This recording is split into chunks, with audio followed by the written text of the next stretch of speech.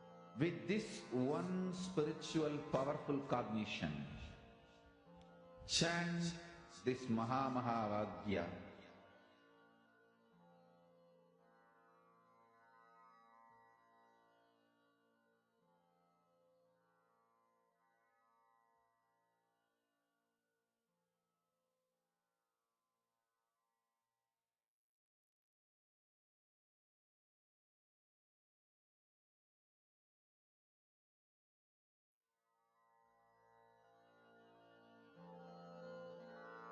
Mahamahavagyā, spiritual lullaby for Samadhi. And Suprabhatam, wake up call, wake up song for Paramashiva. For Paramashiva to manifest. With this one spiritual powerful cognition, chant this Mahamahavagyā. Om Nityananda Paramashivoham. Om Nityananda Paramashivoham. Om Nityananda. Yes, please relax. I request all the participants now post the answer. Can I request all of you to post? What did you all see? Describe. Okay, what they're all going to do now is they're all going to describe the taste of it, the feel of it, the sound of it, all the details. Describe everything in detail. Can I request all of you to post? Come on, you can describe everything. Describe right from the taste that you're seeing, and the moment you see it, what is the taste that is coming to you, and the moment you are trying to see the object, what is the smell that you're getting? Let's see all the answers.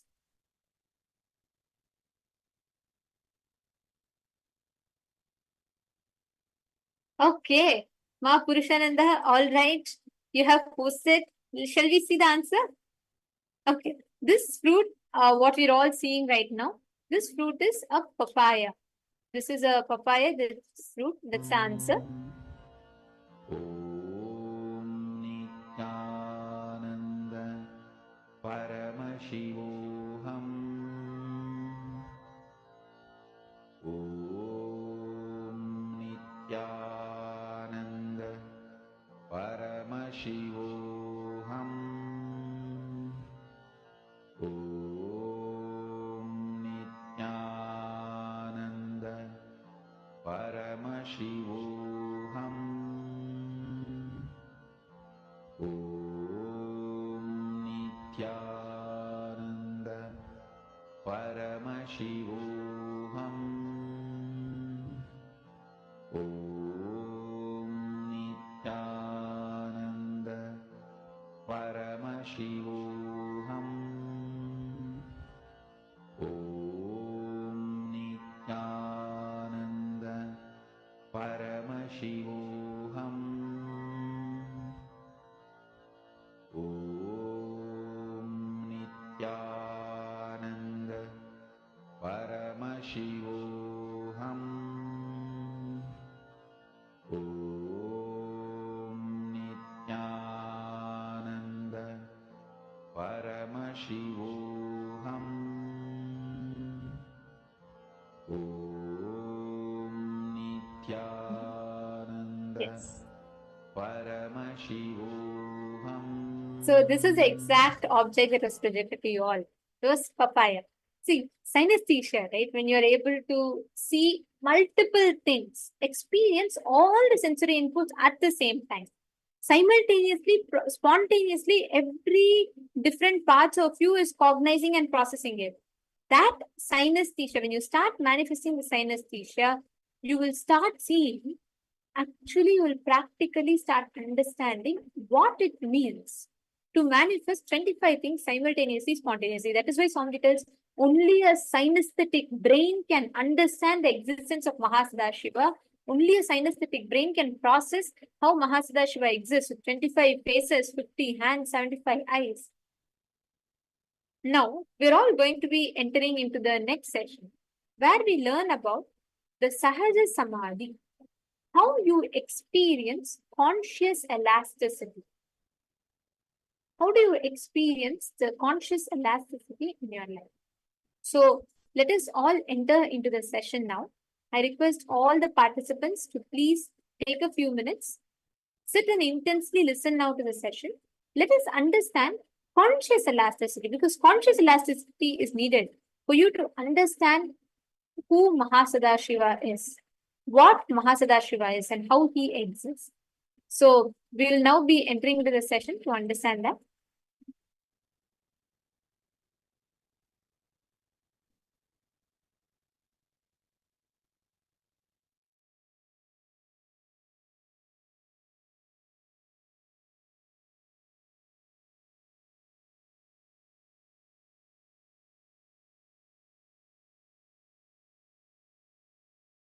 Paramashiva's message directly from Kailasa.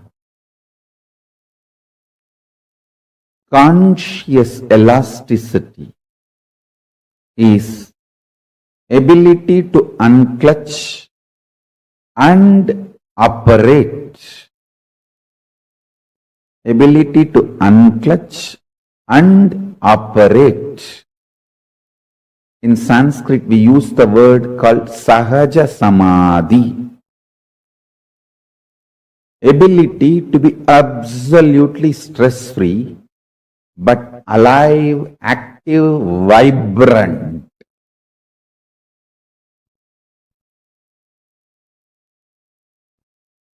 I can sit in Nirvikalpa Samadhi whole day in this Batmasana and go on releasing the ideas about Kailasa, Reserve Bank of Kailasa.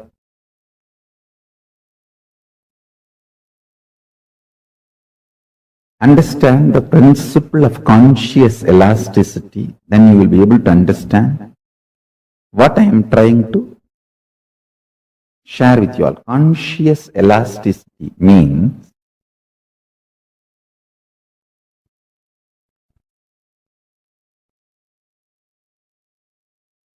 ability to completely unclutch and ability to fully involve both.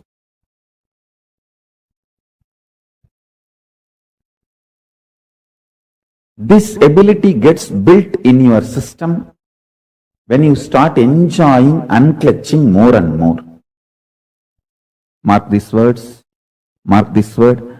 Conscious elasticity means capacity to conceive larger ideas, ideologies, principles, theologies without getting broken or damaged, feeling consistently all the multi-dimensions of your existence and the cosmos is organized, centered on you, your consciousness.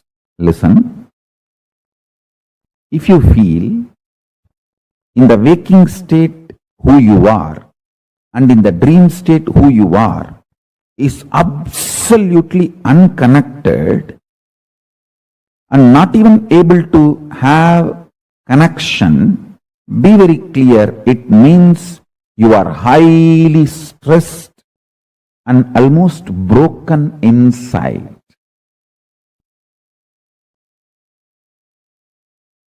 The multiple parts of you, dreaming part, visualization part, thinking part, emotional component, feeling component, deciding component, all this, if it is connected in sync, synergic, that is what I call conscious elasticity. It just gets pulled, pushed, dragged, but never gives way, breaks. Falling into dream state, falling into deep sleep, getting out of it should be almost like a sweet vacation. Sweet vacation. Listen, in 2003, the work I wanted to do in the Sacred Arts department, publication department, temple department, Gurukul department, which I dictated as the instructions, now I can repeat as it is. And continue from there, and what all I completed, what all I need to restart, the whole thing is in my brain, stress free. It is because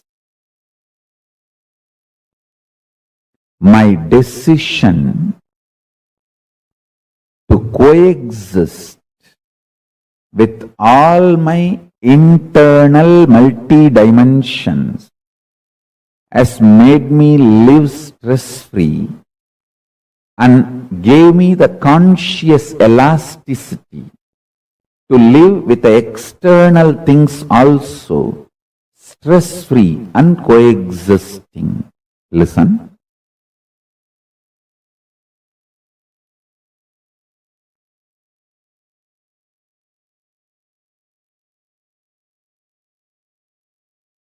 Your various dimensions, your dreaming part, your decision-making part, your emotional part, your violent part, your compassionate part, your loving part, your hating part, the multiple things happening in you, decide to assimilate all of it and bring everything to a larger, clear, connected, smooth way of existing. Listen, your conscious decision to integrate you can heal a lot of conflicts inside you. Bring a lot of completion inside you. Like how the intermittent fasting alters your liver enzymes cycle pattern and heals your body. Unclutching is the most beautiful way, method, detoxes and organizes all your multiple personalities, multiple dimensions into one existing integrated being with a large conscious elasticity. Absolutely being addicted to right things which instigates, inspires healthy existence. I tell you, fasting makes you addicted to right things in the physical world. Unclutching makes you addicted to right things in the conscious world.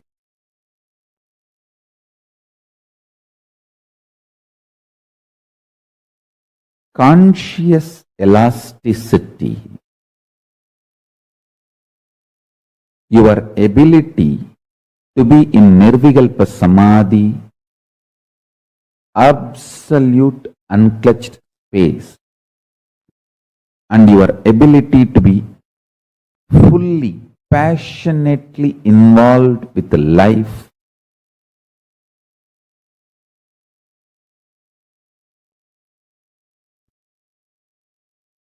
living in Sahaja Samadhi,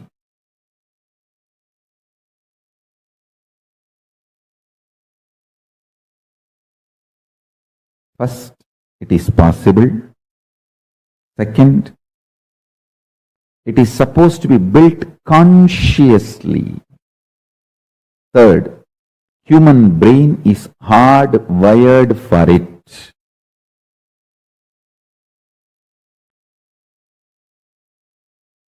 Children should be taught that they are capable of this from the beginning.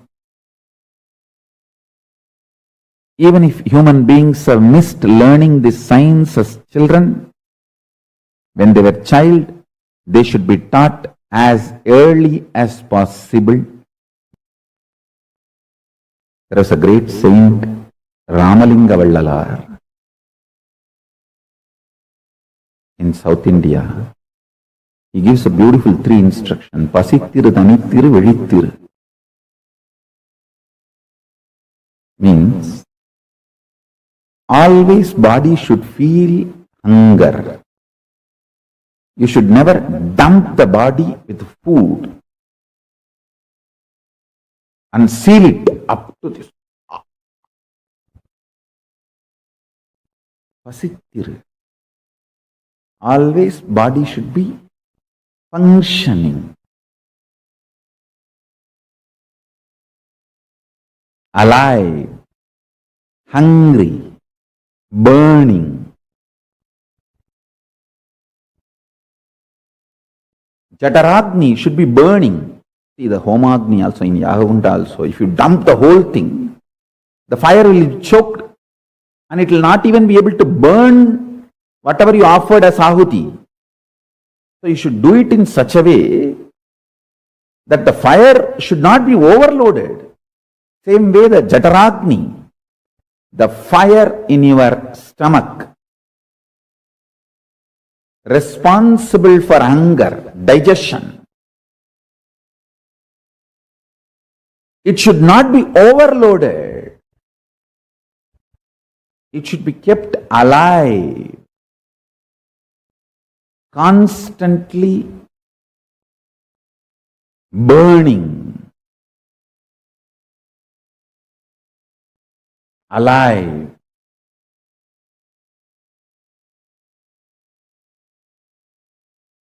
Excited, inspired, burning.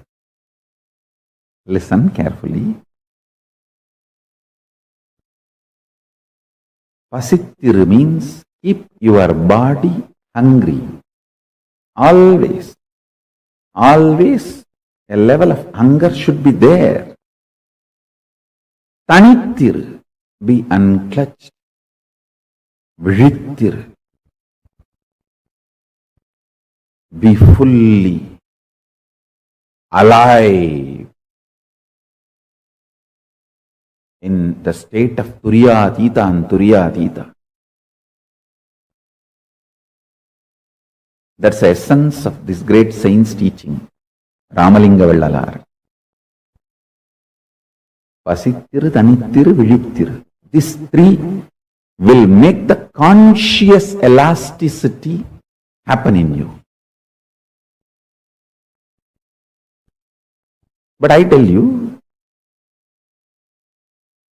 real unclutching is neither only going inward nor only going outward. It is expanding your conscious elasticity. The more you learn unclutching,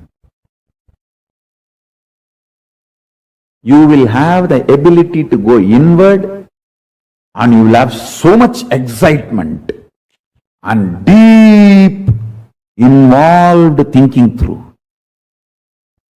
I tell you, conscious elasticity,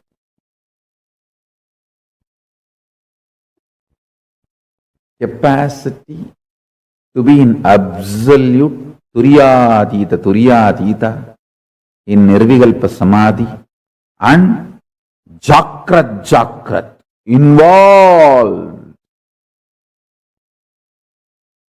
Conscious elasticity means you can catch a thought before it gets formed inside you.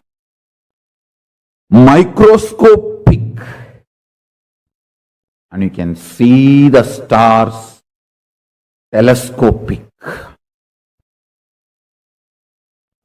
and know the path it is traveling. Understand? You can catch a thought before it forms inside you, microscopic. You can see the stars and its path telescopic. Is what I call as conscious elasticity. I tell you, you are simply capable of it. You are simply capable of it. A lower ability of visualizing invokes greater fears in you due to your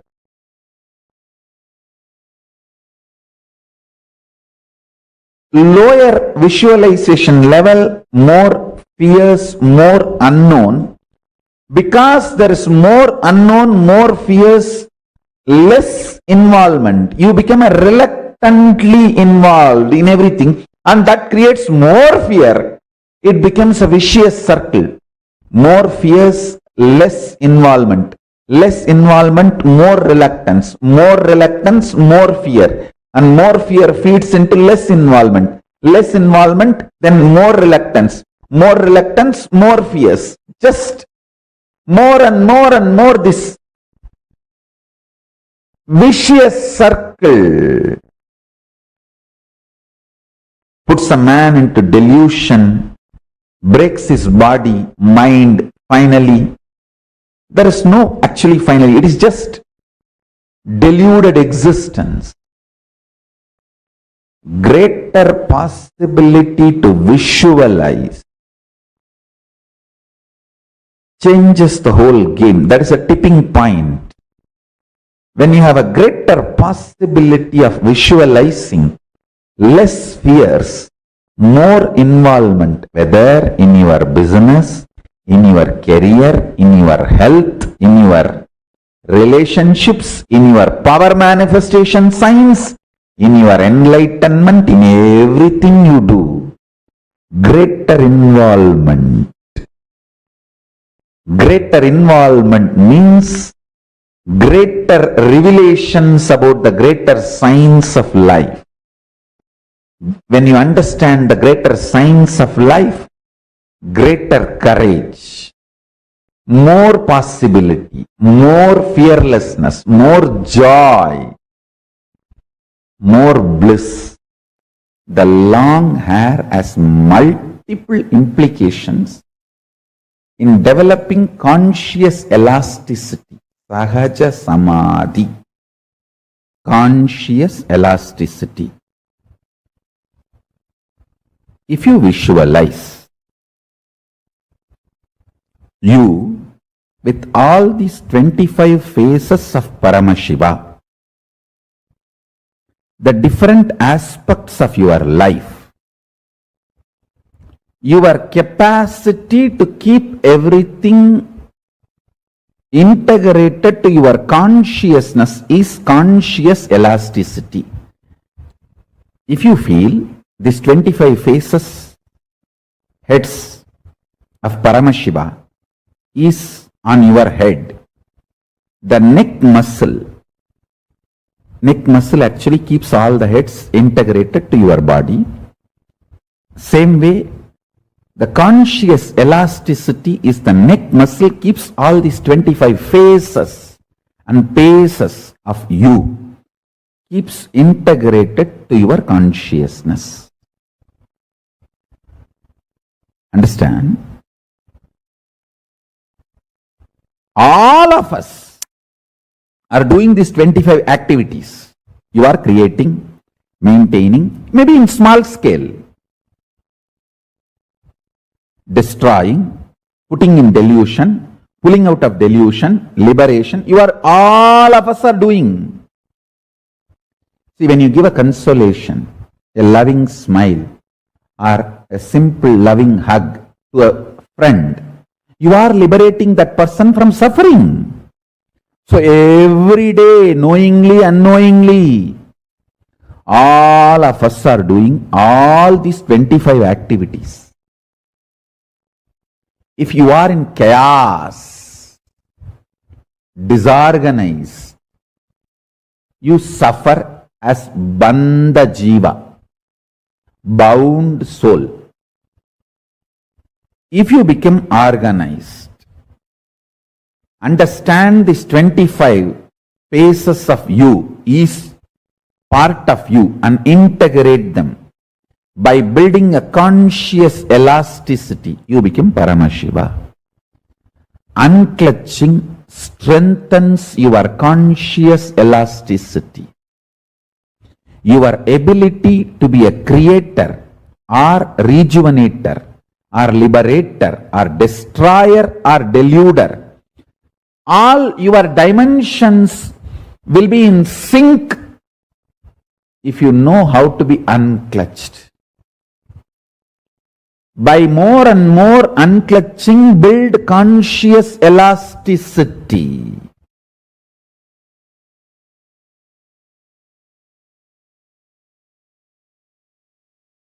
Intense involvement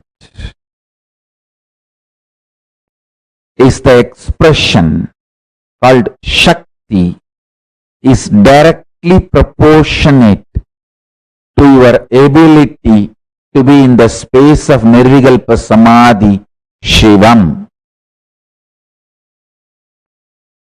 Ability to be in Shivam is directly proportionate to the manifestation of Shakti. Manifestation of Shakti is directly proportionate to your ability to be in Shivam.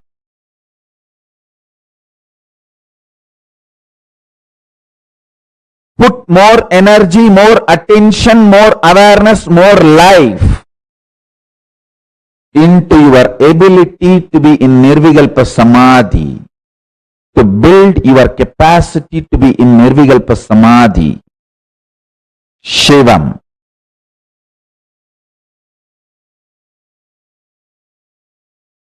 Life is all about stamina to take the risk.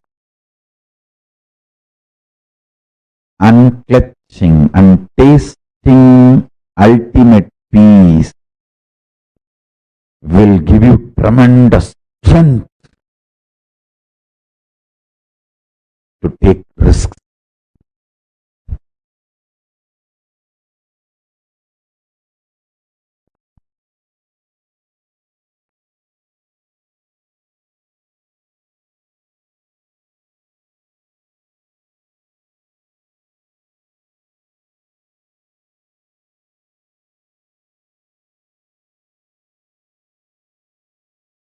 Cheap people struggle with cheap things.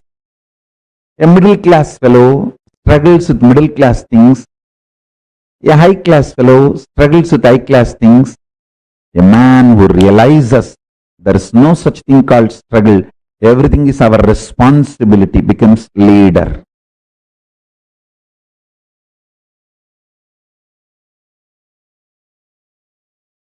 Becomes leader.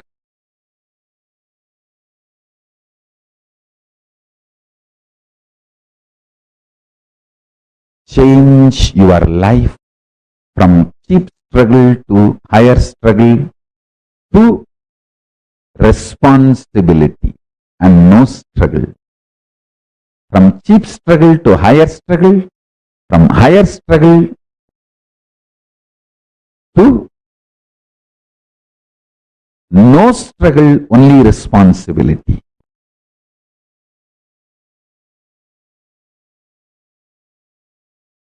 The teachings I give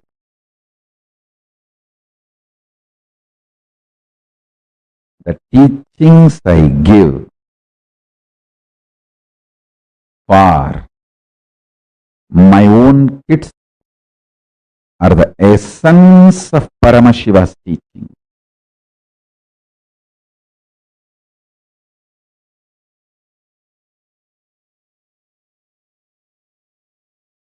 That is life.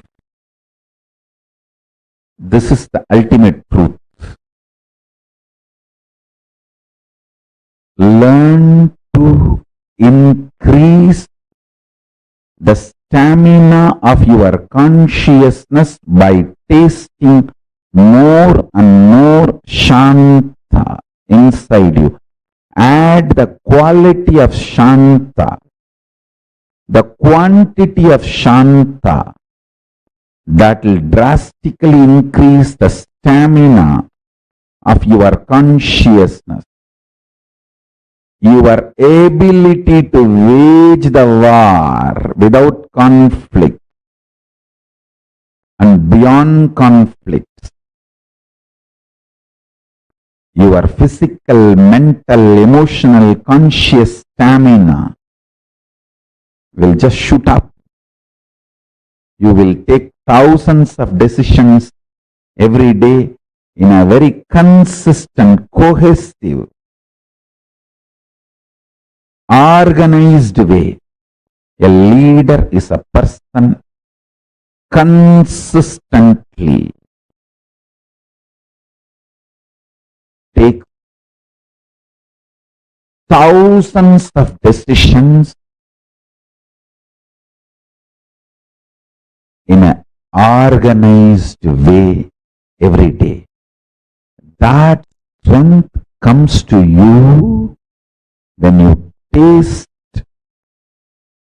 Paramashanta in you. Listen. Most of the time, the leader goes through the mental breakdown. That is when the organization breaks or his hard work fails. Whether you are in a company or an organization or you are your own boss, life is organization. Whether you are in a family or a marriage, marriage is an institution. Whether you are in a political institution or you are working for a company as your career, for your money, for your life, job, or your relationships, everything. You will be boss, you will be the leader if you can take decisions consistently, organized way, multiple times. Nobody is your enemy. You mentally broken and taking inconsistent decisions is your enemy. Taking inconsistent decisions is rajas. Not taking any decision. Tired, bored is tamas.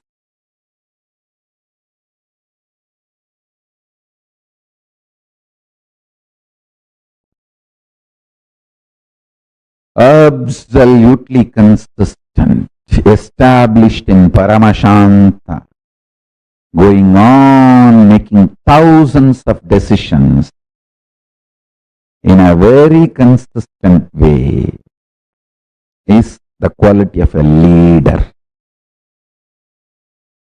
I am producing enlightened leaders for the future of Kailasa. So for them, this is the teaching I give. Experience more and more Paramashanta unclutching. So your stamina raises. Your physical, mental stamina shoots up. And you are very consistent, integrated to you. Integrated to you. Integrated to you. Being integrated to you makes you leader.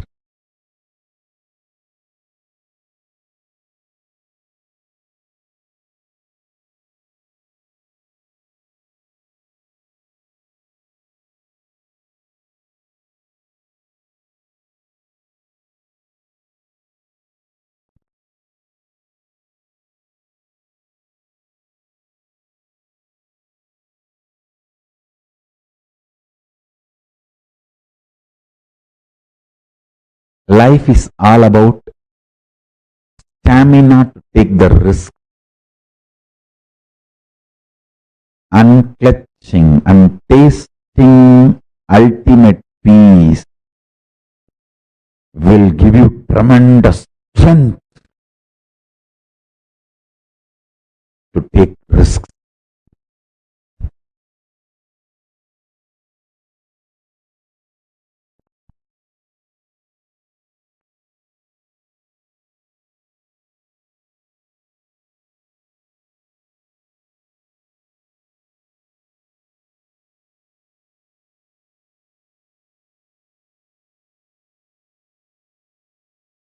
Cheap people struggle with cheap things.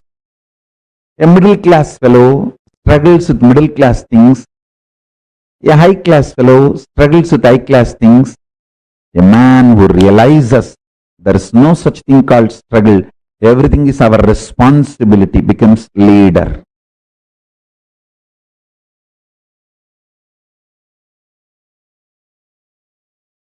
Becomes leader.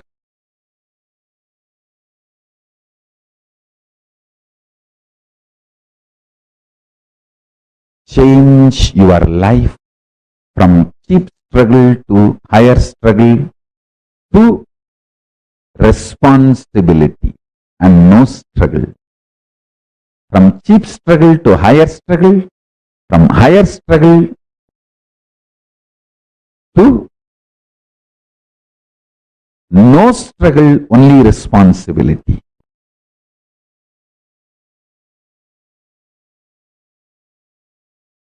The teachings I give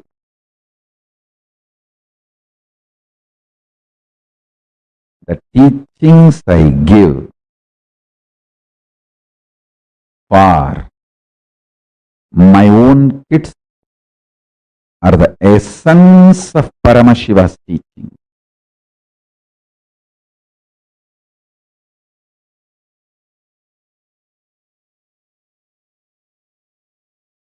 That is life. This is the ultimate truth. Learn to increase the stamina of your consciousness by tasting more and more Shanta inside you. Add the quality of Shanta, the quantity of Shanta, that will drastically increase the stamina of your consciousness.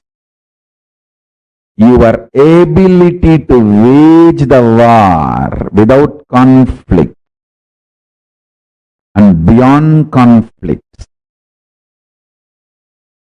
Your physical, mental, emotional, conscious stamina will just shoot up. You will take thousands of decisions every day in a very consistent, cohesive, organized way. Leader is a person consistently takes thousands of decisions in an organized way every day. That strength comes to you when you taste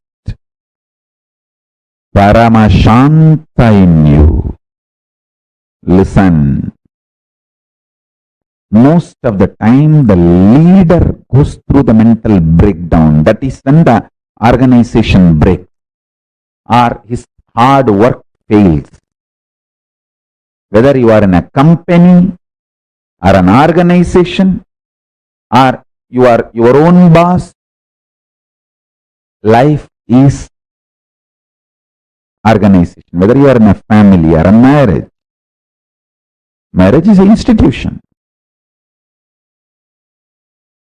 Whether you are in a political institution or you are working for a company as your career, for your money, for your life, job, or your relationships, everything. You will be boss, you will be the leader if you can take decisions consistently, organized way, multiple times. Nobody is your enemy. You mentally broken and taking inconsistent decisions is your enemy. Taking inconsistent decisions is rajas. Not taking any decision. Tired, bored is tamas.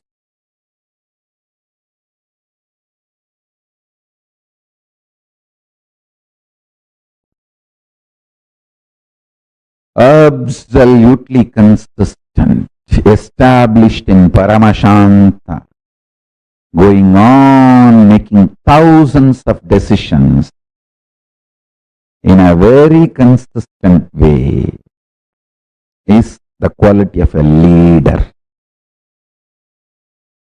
I am producing enlightened leaders for the future of Kailasa. So for them, this is the teaching I give. Experience more and more Paramashanta unclutching. So your stamina raises. Your physical, mental stamina shoots up. And you are very consistent, integrated to you. Integrated to you. Integrated to you. Being integrated to you makes you leader. Paramashiva's message from Kailasa. Understanding the multiple dimensions of your existence can coexist without chaos and prioritizing simultaneously, spontaneously in you makes you chaos free, stress free, tiredness free, incompletion free, worry free. Listen, I'll explain. Very simple thing I can tell you. Visualize yourself with the 25 heads of Paramashiva, 75 eyes. Now decide all your problems, difficulties, business, everything. You will think through these 25 heads and find solution. Please listen.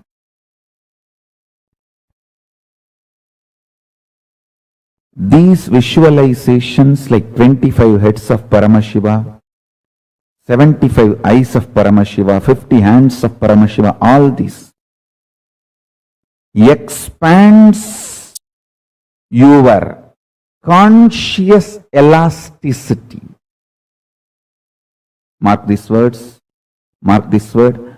Conscious elasticity means capacity to conceive larger ideas, ideologies, principles, theologies without getting broken or damaged, feeling consistently all the multi-dimensions of your existence and the cosmos is organized, centered on you, your consciousness.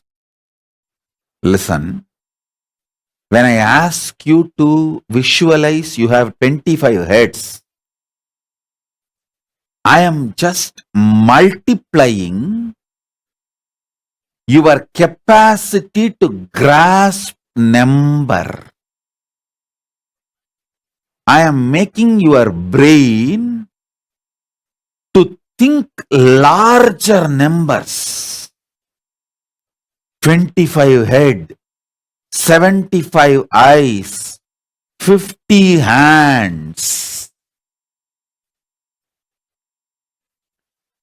So, the higher numbers are becoming your own extension.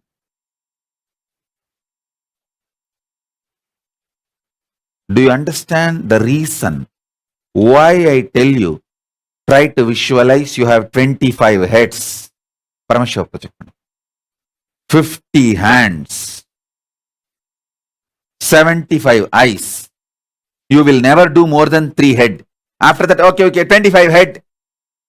Photo is there, na? Okay, 25 head. 50 hand, many hands, okay. 75 eyes, okay, 75 eyes. You will never think 25 head means 9 in the first row, 7 in the second row, 5 in the third row, 3 in the fourth row, 1 in the fifth row. I challenge, none of you do this without skipping. And each head having three eyes.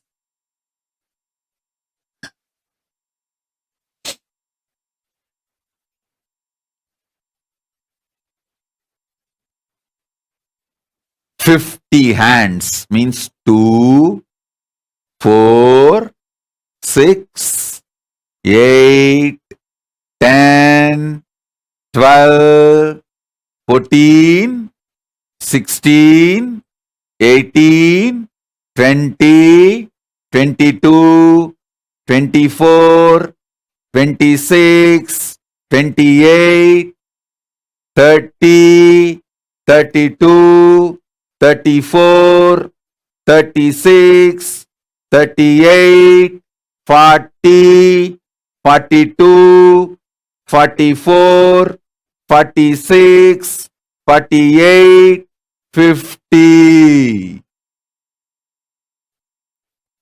Never you go through the meditation. Now, how many of you understand? You never meditated on Paramashiva. Listen. All you need to do, visualize you are Paramashiva.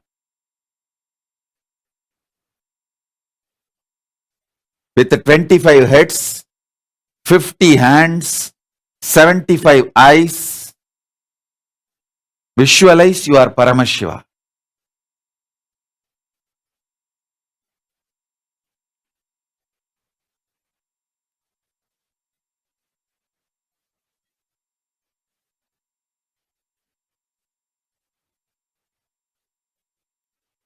As Paramavatara of Paramashiva, I'll infuse super consciousness of Paramashiva in you.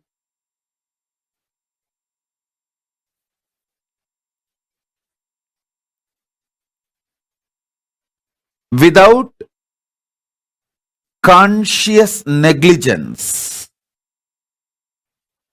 First, visualize 25 heads, 9 in the first row. 1, 3, 5, 7, 9.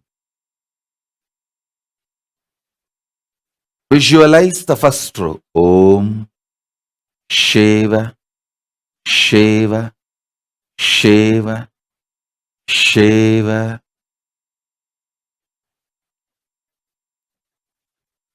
Second row, 5. Shiva. 1, 3, 5. Shiva, Shiva, Shiva. You don't need to close your eyes. You can keep your eyes open. Just you can see Paramashiva's form projected here. Third row.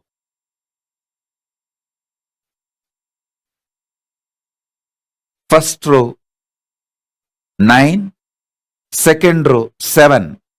1, 3, 5, 7. Third row 5. 1, 3, 5. Fourth row 3. 1, 3. Fifth row 1. All these 25 heads are connected to your body through one neck. All these 25 heads are independently thinking, feeling, processing, alive.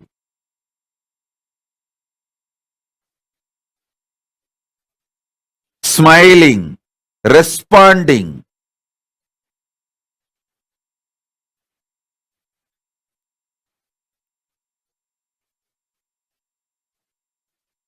Om, Om, Om, Shiva, Shiva. Now add 50 hands to yourself as Paramashiva.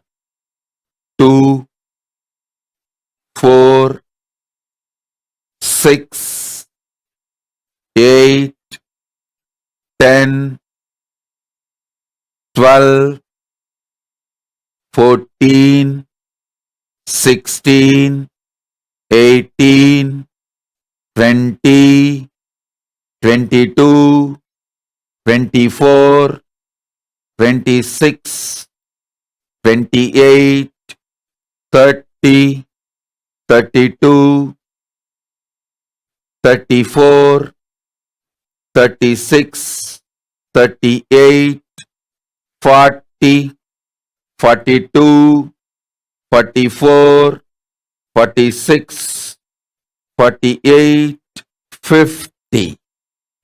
See yourself with 25 heads and 50 hands. Om Shiva, Shiva, Shiva, Shiva, Shiva, Shiva, Shiva. Now, 75 eyes, each of the heads with 3 eyes open, main head, all the 3 eyes open. Next, each of the heads, 3 eyes open with 75 eyes. Om Shiva, Shiva, Om Paramashiva, Paramashiva, Paramashiva.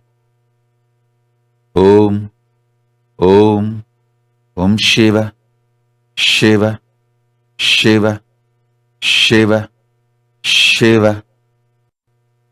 Om Ham Haum Shivaya Namaha.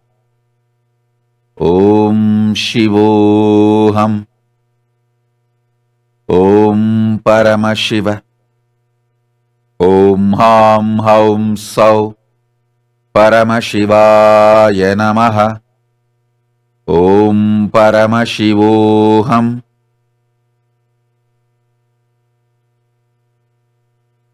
Om Nityanandam. Om Hrim Nityanandaya Namaha. Nityanandoham. Om Nityananda Paramashivoham.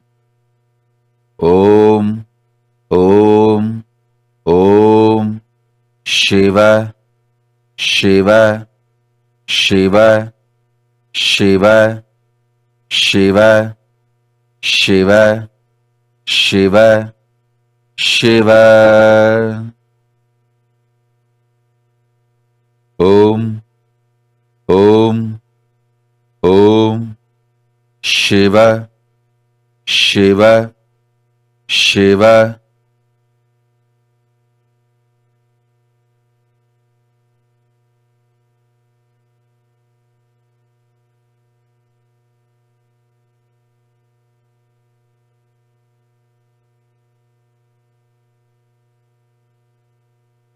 Om, Om, Om.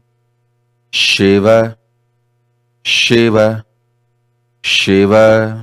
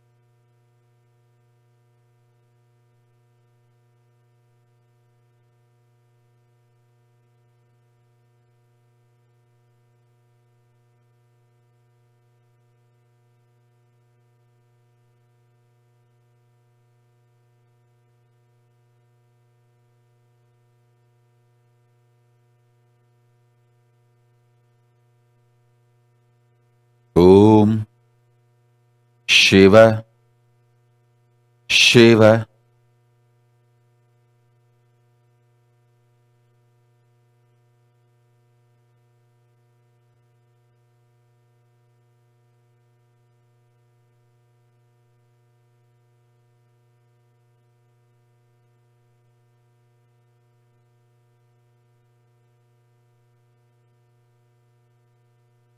Om, Shiva, Shiva, Shiva, Shiva.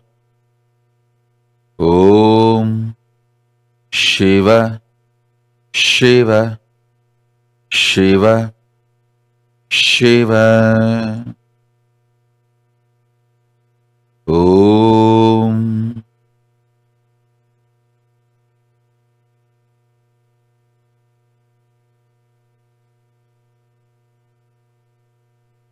Om, Shiva,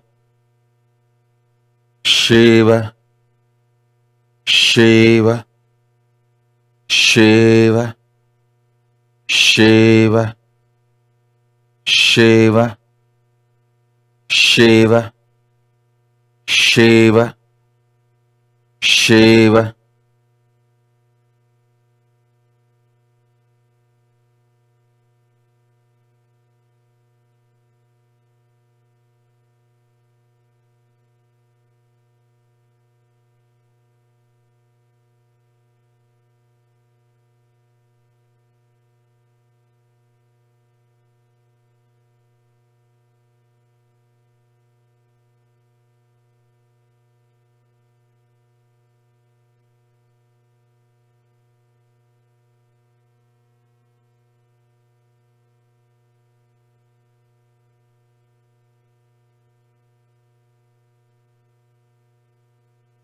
Om, Shiva, Shiva, Shiva, Shiva. As Paramavatara of Paramashiva, as living manifestation of Paramashiva, I infuse super consciousness of Paramashiva in all of you. Om, Om, Om, Om, Om, Om, Om, Om, Om, Om, Om, Om, Om, Om, Om,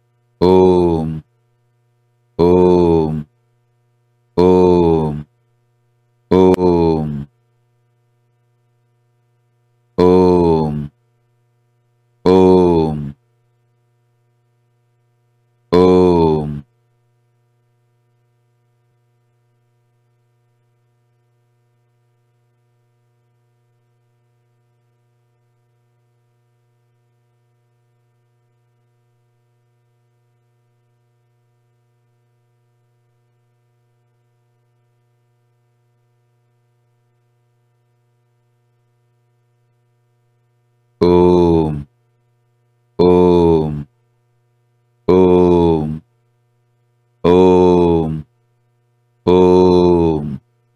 Om.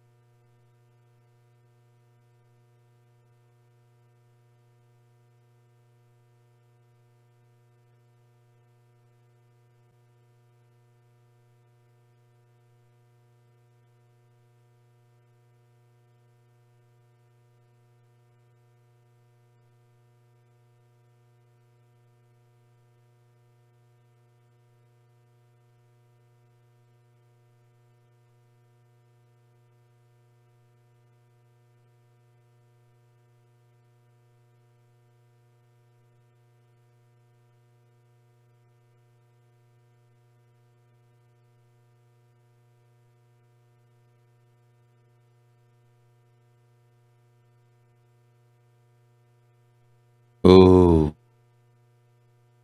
oh, Paramashi, Paramashi, Paramashi.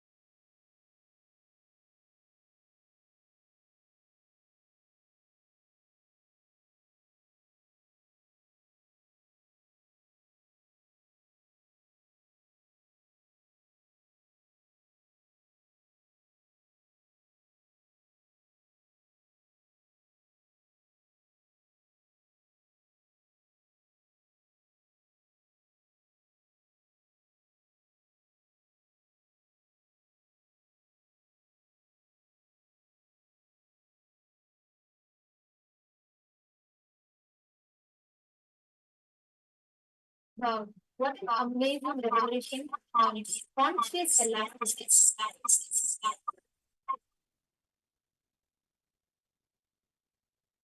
I apologize for technical glitch. Very beautifully, Sanjay revealed all of this about conscious elasticity. How you can experience, how you continuously entertain and cherish the right powerful cognitions, and you start manifesting conscious elasticity in life, in every single aspect that you do, in every single aspect, whatever you are manifesting, entertaining, having, cherishing the right conscious elasticity in you. Tom has very beautifully revealed these things for all of us. Can I request each of you to post what you understand as conscious elasticity? When Somti reveals conscious elasticity, how do you understand that? See, understand. Let's understand this one term, conscious elasticity, deeper. Can I please request all of you to kindly come on camera? Please kindly come on camera and settle down.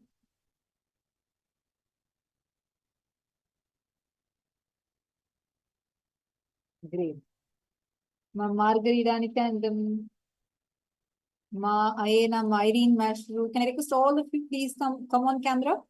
And can I request all of you to share what did you precisely understand as conscious elasticity? What did you understand? What exactly is this conscious elasticity? What does it exactly mean?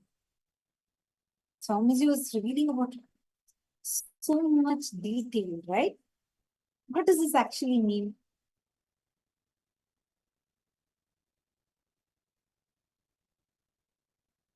Can I request all of you to type and post it here?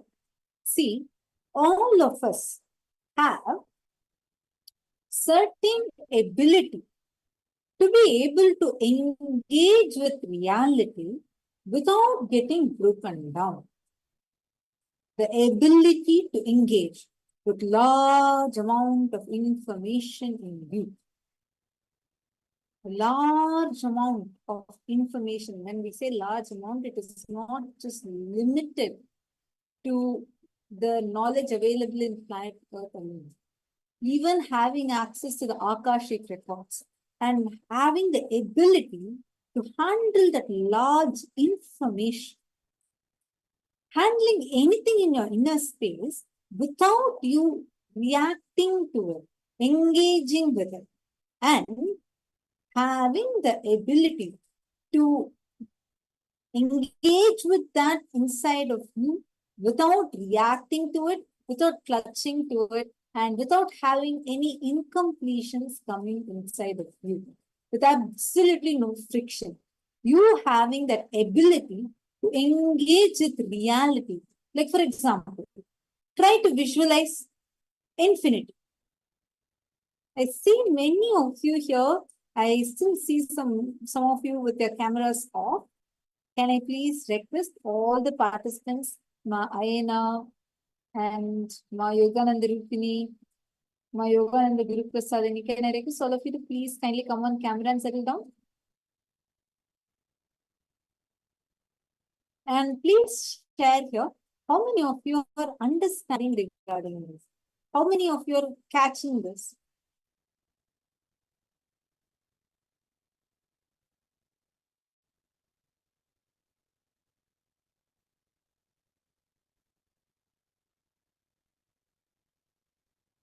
See, whenever you try to engage with infinity, what do we do usually? We say, okay, let me engage with infinity. Infinity. Then you try to visualize a vast expanse of cosmos or something that's like large in number. Then you say, okay, I'm done. I visualize infinity because there's so many stars, so many planets, such huge cosmos, and you only visualize one image of that cosmos and you say, infinity into one. This is what usually we all do, right?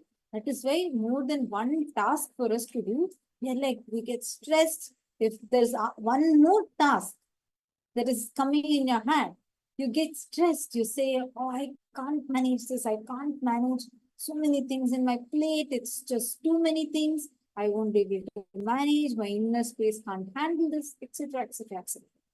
Am I right? That means your inner space is not having, you're not having that conscious elasticity, that conscious stamina and conscious elasticity in you. The conscious plasticity and elasticity, how much of that elasticity your consciousness has matters. That determines whether or not, based on situations, are you going to be breaking down or being powerful? Like I've seen how Swamiji, at the same time, Swamiji will be able to give such large visualizations and go into the minutest detail. This is one of the qualities of you having amazing conscious elasticity. I remember in 2016, when Sadashivoham program was about to happen, there was a lot of construction work going on in the campus. So every morning, Swamiji used to start walking all the way from temple. First, Swamiji will walk and go to the temple. And from there, Swamiji will go into the whole campus. Swamiji goes just by walk every morning, like 2-3 hours together. Swamiji will go for walking. And at that time, Swamiji will be meeting with so many different teams, different teams, and Swamiji will be giving guidance and vision.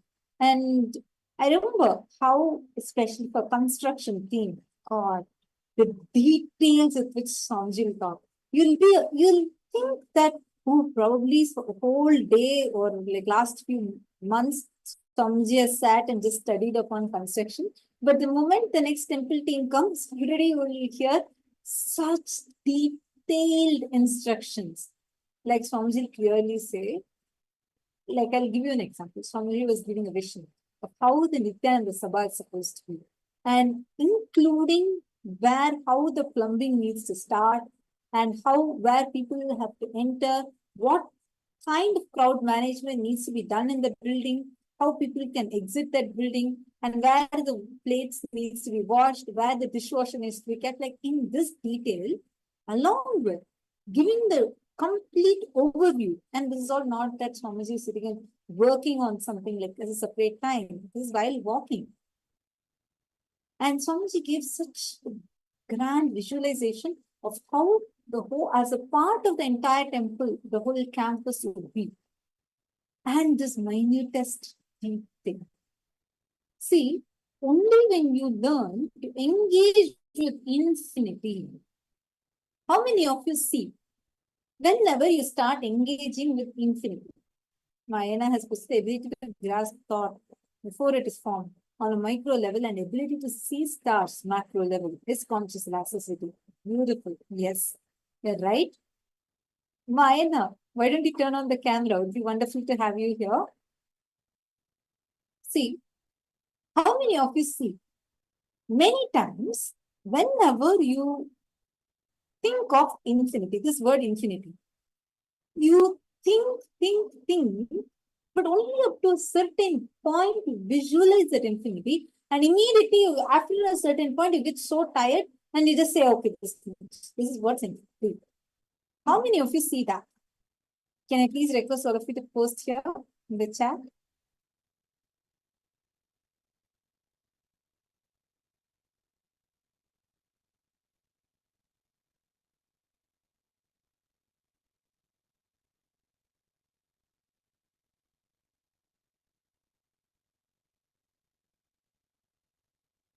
How many of you see?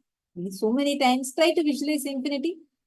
You start visualizing, then in few seconds, you get tired. It's like, for example, infinity.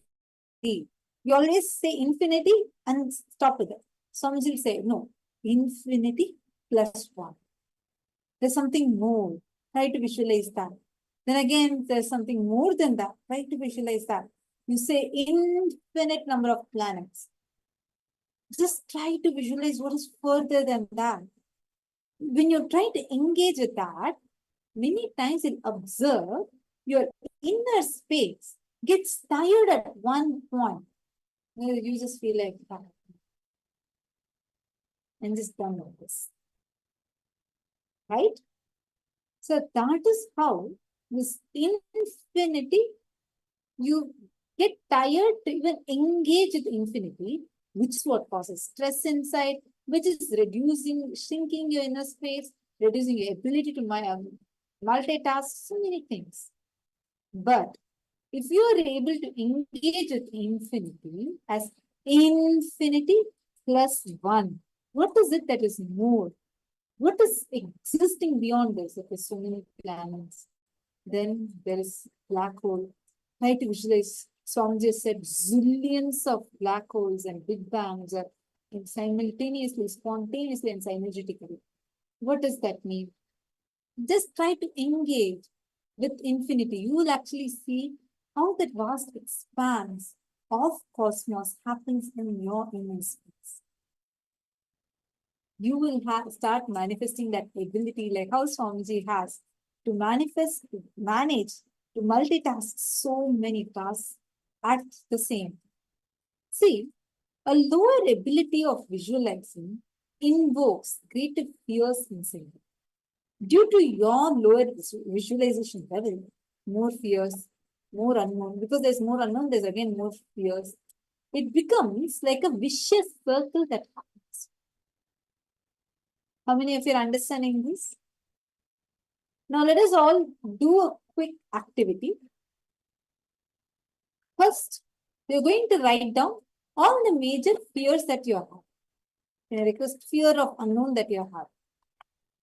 Take a few minutes and please write this down.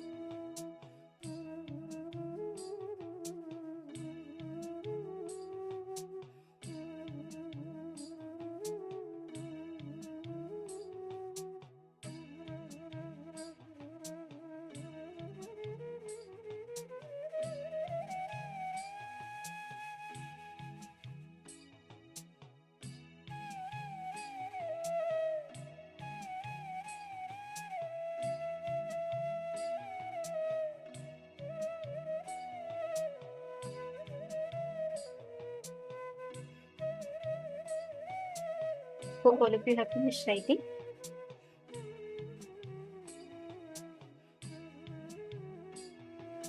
Have you all finished? If you all have finished, can you all please confirm in the chat?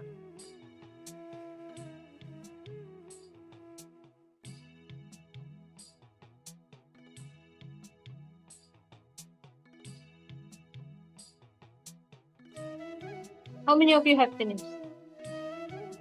Well done. Now, listen very carefully. With this same space, with conscious elasticity, when you experience, when you understand how the conscious elasticity happens, in each aspect that you have written down, one by one, pen down how involved you have been in that situation. See, for example, let's say when you wrote down some aspect of it, right? So let's say you have written down your fear about failing in business, money investment. Actually write down and analyze how involved you have been in the situation. Like, for example, let's take the situation, the example that we already started, where somewhere you're facing, okay, what will happen if if I make an investment and if I'm going to fail, if the stock market crashes, and if I make some investments and it's not working, how does it, I'll become bankrupt or I may lose so much of money, and you feel that insecurity is getting triggered. Actually analyze the whole fear that you have. How much of it is when you have you Googled, have you studied the trends, have you seen which areas have been successful? Did you do that involved work? How involved have you been? Or did you just make a decision that you want to invest? And then you very next few moments later, you just decided that, you know what, I'm not going to go into it. Maybe it could have this, so let me not step into it ever. And you generated a fear within you. And honestly look in within yourself. See and analyze in every situation you have written down how involved you have been. If you start asking this question to yourself, you will see where all you could have been involved but you were not involved. You'll be able to see that in detail.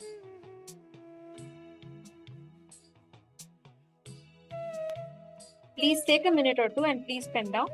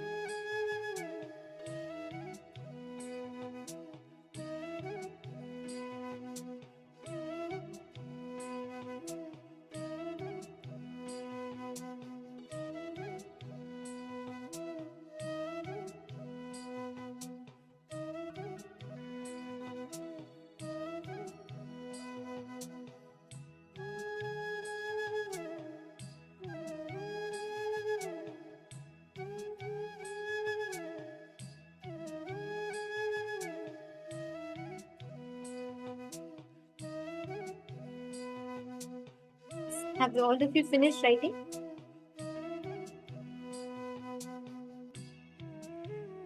See, how many of you are actually seeing in every situation that you have written down? How many of you are actually seeing that you have, because of your fear, because of the fear, it could be any fear, it could be the fear that you are failing, or it could be that you feel you may not, it's not within, it's not your, it's not your area of interest or knowledge, so you are afraid to involve in it. But either ways, how many of you are clearly seeing the pattern of not involving into your work in whichever area you want to achieve because of the fear? And how many of you are actually seeing it's conflicting? Mayana is asking an ability to grasp thought before it is formed. On a micro level, an ability to see stars in a macro level. Oh, okay, sorry, I think that's the previous. How many of you are actually observing this through the intra exercise? Can I request all of you to post? Ma Margarita Vasconcelos, Ma Virupaksha, Ma Yogananda Guru Prasadini, Ma Yogananda Rupini, Ma Irene, Ma Marva. Can I request each of you to post, ma? Ma Marva is saying, I'm seeing non-involvement and fear stop the growth.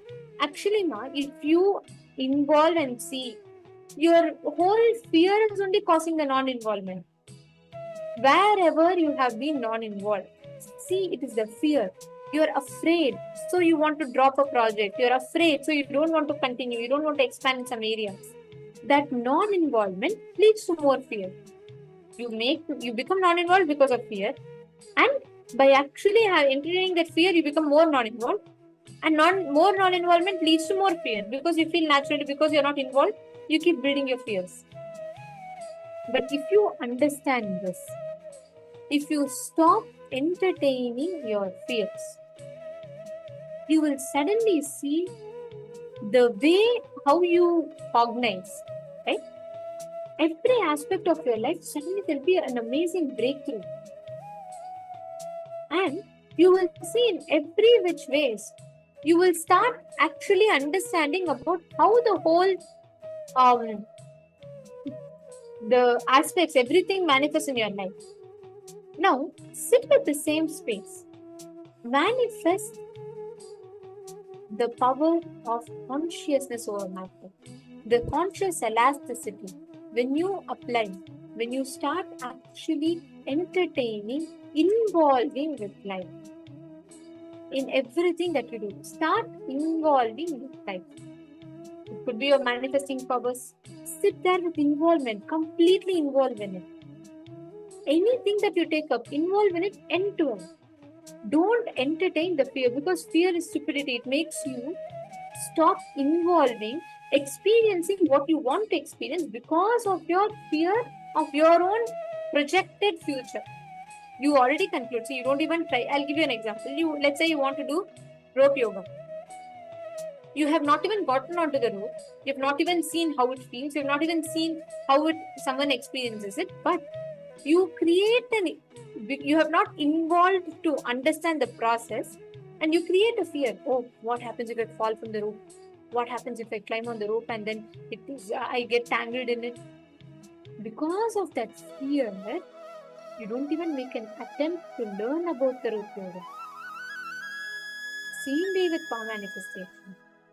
You don't actually attempt to manifest because you feel it's not coming. What will happen? I'm not getting it. The whole involvement that you have, life is all about involvement. If you start involving, if you start understanding, cognizing, and involving with life, you will see how beautifully you will start experiencing the growth. Even though you don't, it's okay. Even if you may not manifest 10 times, that's fine. Sit again the 11th time and manifest. Now, we're all going to do consciousness over matter. I'm going to request each of you to sit with the same involvement and manifest the power. In the Vijnana Bhairava Tantra, Paramashiva beautifully reveals about the science of consciousness over matter. Paramashiva says, Vachit vastuni vinyasya shanair drishtin nivartayet tajnanam chitta sahitam devi shunyalayo bhavet. He says, by fixing the mind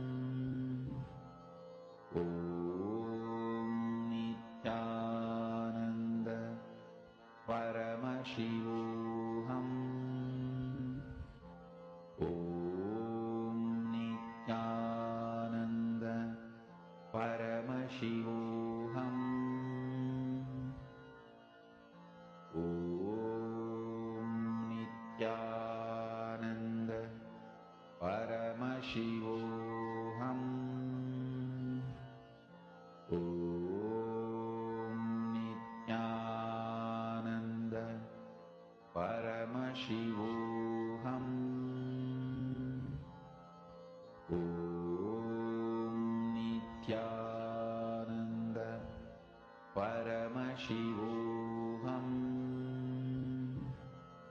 Om Nityananda Paramashivoham Om Nityananda Paramashivoham Om Nityananda Paramashivoham Om Nityananda Paramashivoham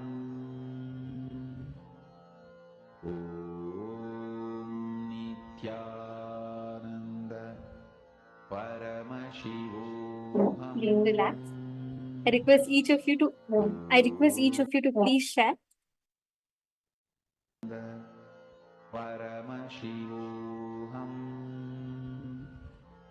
Om Nityananda Paramashivoham Om Nityananda Paramashivoham Om Nityananda Paramashivoham Om Nityananda Paramashivoham Om Nityananda Paramashivoham Om Nityananda Paramashivoham Om Nityananda. Hope all of you have manifested. Yes. Now, please understand, when you organize, when you start responding, and when you continuously start operating from the space of Sahaja Samadhi, when you start operating from this space, your ability to grasp, to understand all these truths, your brain will start cognizing the subtle truths of the cosmos. You will start understanding them. So always, whenever you want to manifest, right? Again and again, bring yourself to this conscious elasticity and manifest from that space. Now, we're all going to be entering into a very beautiful session. We're going to be learning about Sattva Tattva. We're going to be learning about the reality dimension, where Swamiji reveals how the static matter, dynamic activity, and strategic existence are all one and the same. Let us all enter into it.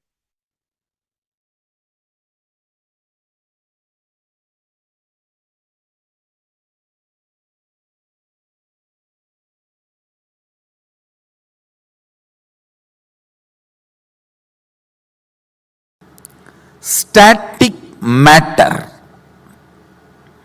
All of you know what is static matter.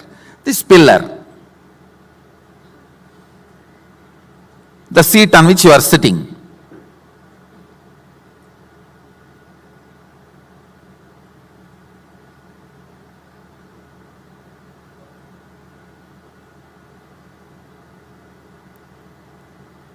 floor on which you are sitting, things around you, static matter, all that is a static matter. Vibrant activity, dynamic activity, that is like electricity, electron, proton, neutron movements. Ordinary electricity connection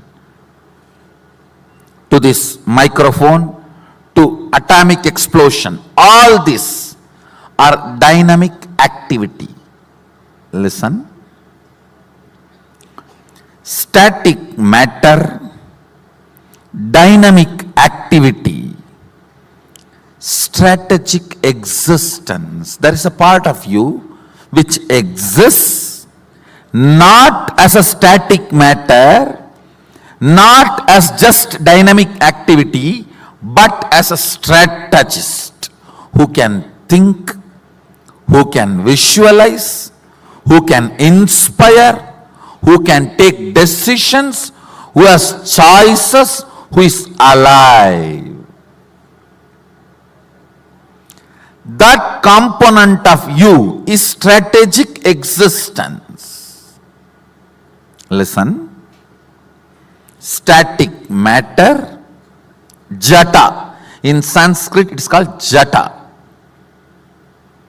Vibrant activity, dynamic activity.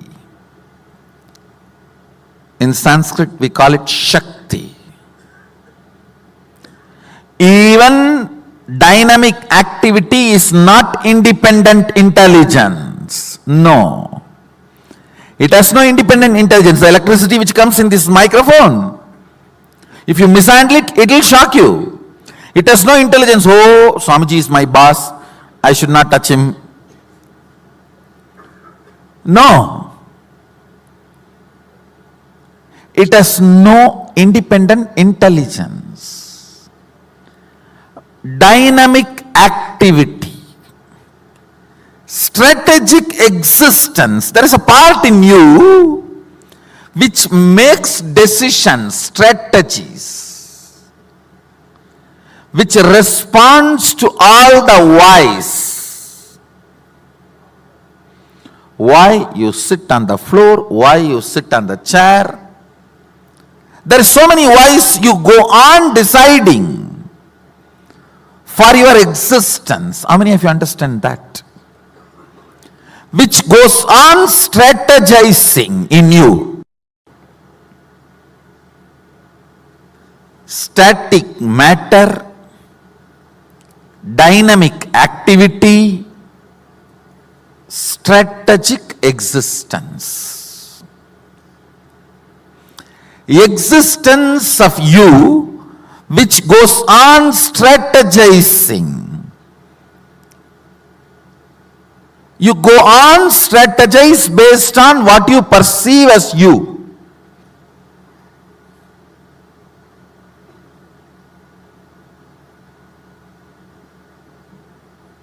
Yes, please listen. Static matter, dynamic activity, strategic existence. Usually all of you feel these three are different. Am I right? Now I am declaring one of the most sacred secret, important truth. Static matter, dynamic activity, strategic existence. Jata, Shakti, Shivam. All these three are one and the same. There is no boundary, there is no border between these three. Listen.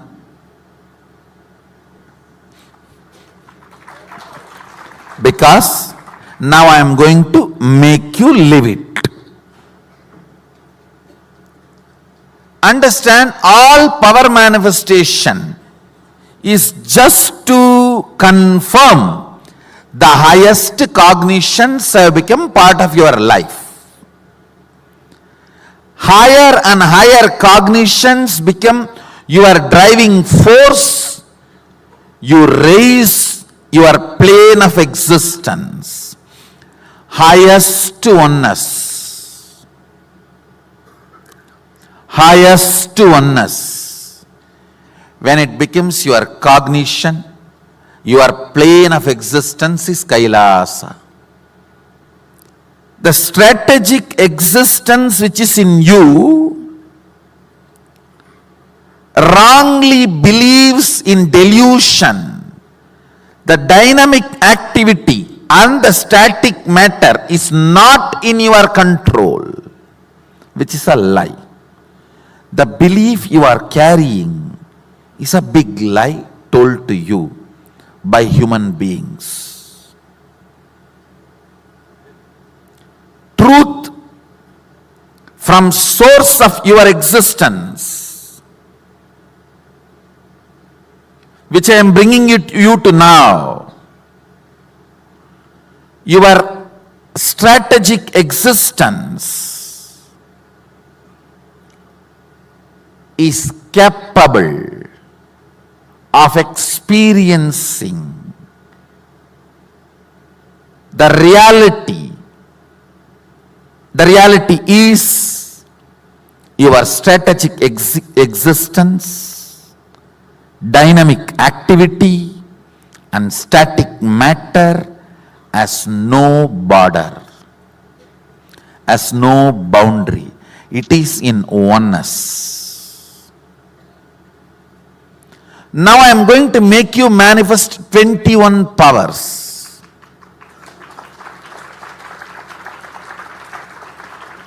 Just to make you understand the multi-dimensions of this truth. Listen. Listen carefully. This, the part of the truth I am sharing with you, this part is called Sattva Tattva. Mahadeva reveals in Agama,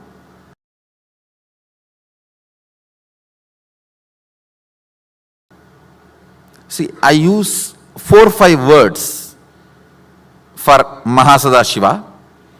The word Mahasadashiva, Sadashiva, Mahadeva, Shiva. All these words point towards the same being, which is totality of all of us. So, if you are new to Hinduism, please don't get confused. Let me repeat. Usually I use all these words: Mahadeva, Sadashiva, Shiva, Mahasadashiva, all these words, Parashiva, all these words denote the same being who is totality of the whole existence. All of us.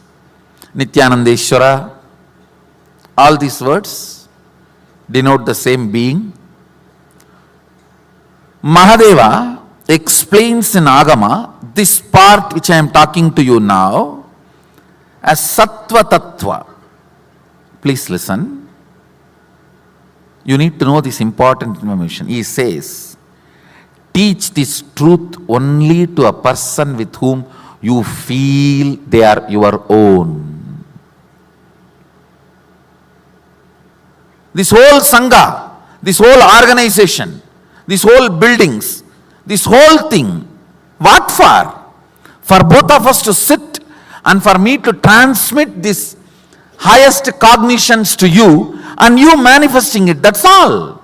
And I tell you, not this Sangha, whole humanity's purpose is this only. Purpose of the whole humanity is this only.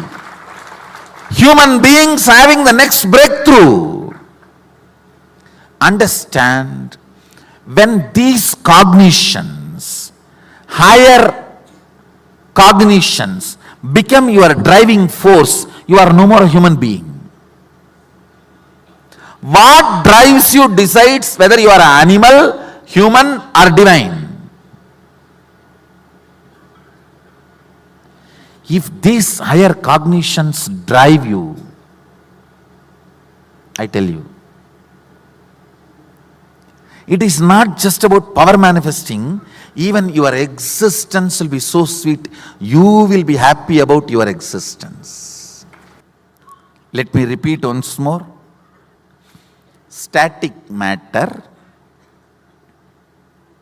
dynamic activity, strategic existence has no boundary. So if your strategic existence decides something, declares something, dynamic activity and static matter obeys literally, simply. Next statement, you do not need to spend your whole life logically to come to this conclusion. If you decide, Swamiji has come to that conclusion, he will teach me only right thing. Let me declare, this is my cognition, and that declaration is enough for me to help you to manifest the powers related to this truth. When you start manifesting powers, you will understand it is not just Swamiji's conclusion, it is now your own conclusion.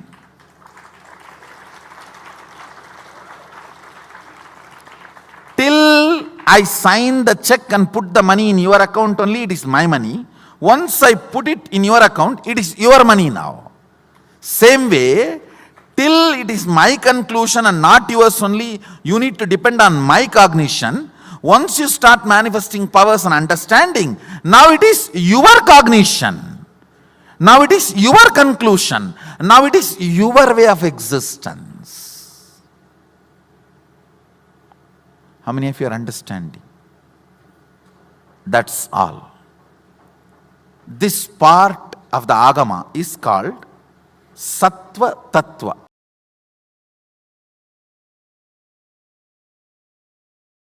How many of you are able to cognize static matter, dynamic activity, strategic existence as no border? It is all oneness. Wonderful. Listen. The preliminary power manifestation you are going through now, Mahadeva very clearly says it's a preliminary. Sattva Tattva means, please listen, I am repeating the introduction, the word I used, Sattva Tattva, unit of high energy. Sattva, see, we function through three energies. Pure high energy, confused restlessness, dullness. So the pure high energy unit, when it is increased in you, the first response happens in you is preliminary power manifestation. See, it is intense sattva I am radiating. Understand that. Now what you are doing is a preliminary power manifestation. Only if you are settled with this cognition, I can push you to the higher level. See, this preliminary power manifestation need to bring you to the conclusion of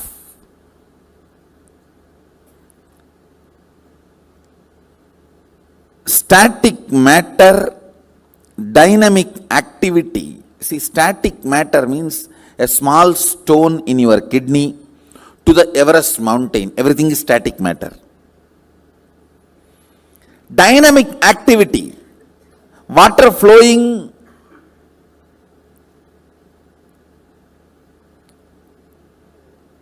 in your bathroom tap to the atomic explosion, everything is dynamic activity.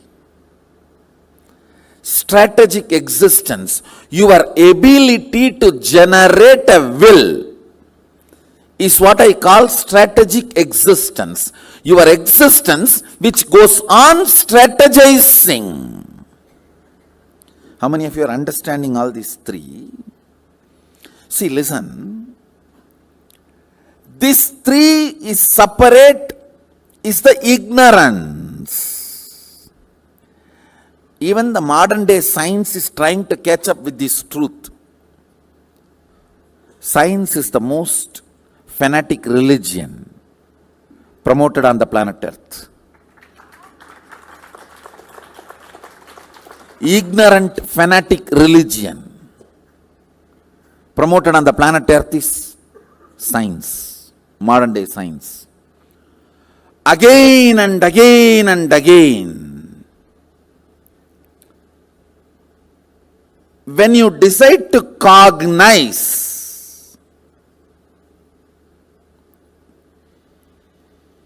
please understand, your will has too much power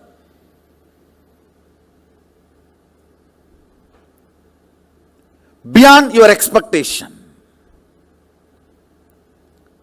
Just put the will on this cognition. With all my will, I strategically declare dynamic activity, static matter is my extension.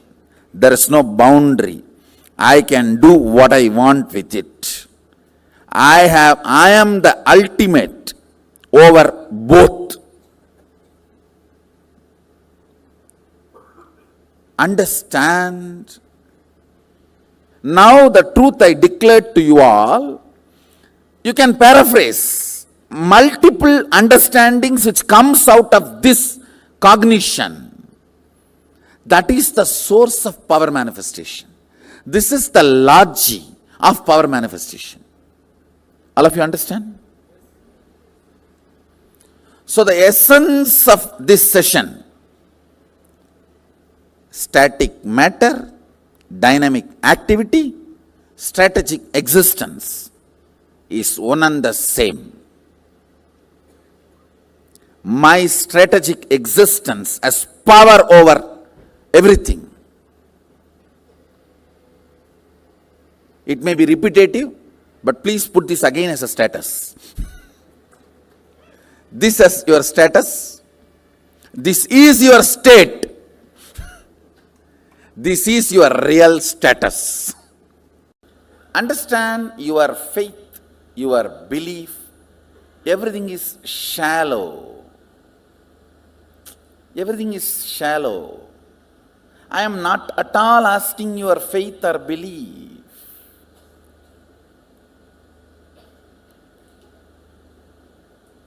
Work with it. I am giving you some of the cosmic conclusions. I am going to give you some of the cosmic conclusions about you, which is reality. You see, if I decide this conclusion, how I am functioning. If I decide my own conclusions, how I am functioning. See, just pour petrol in your vehicle and see how it is functioning. Pour your garbage or the sewage water and see how it is functioning. That's all. I am very clear. It's a science. Decide static matter, dynamic activity, strategic existence has no border. It is one and the same. With this understanding, this moment, I am commanding. Let things happen as I want. Decide and see how things work.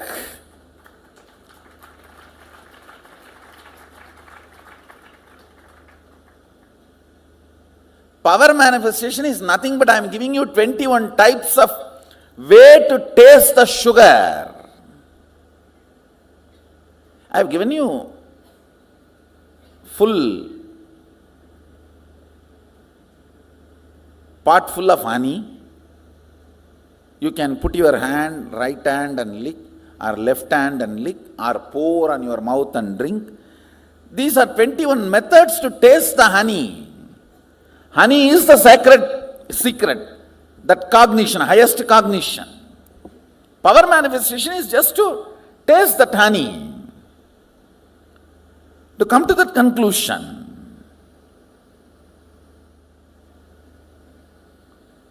Understand, much of your faith, belief, all these are silly conversations with yourself and with others.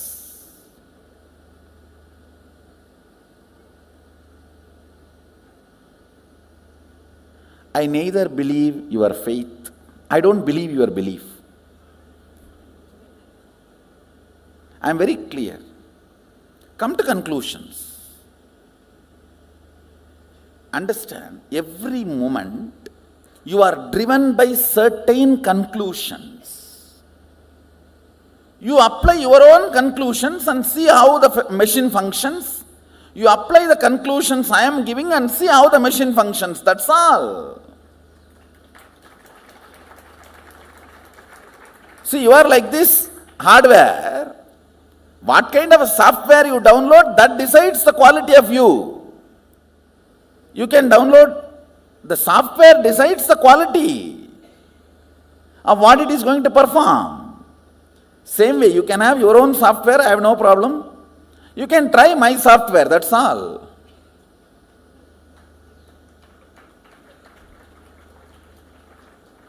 So there is no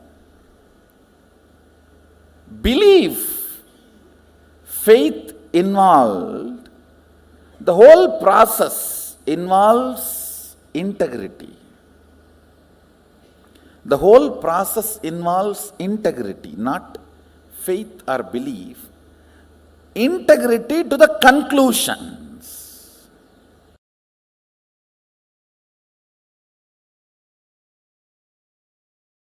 Understand whatever sampradayas in Hindu tradition, whether the spiritual practices meant for Krama Brahmacharis, Naishtika Brahmacharis, Rudras, Rudraganyas, Rishi, Rishikas, Yogi, Yoginis, Bhairava, Bhairavis, everything is aimed only to raise you to vertical time zones and reach you ultimately to the space of Paramashiva Kailasa.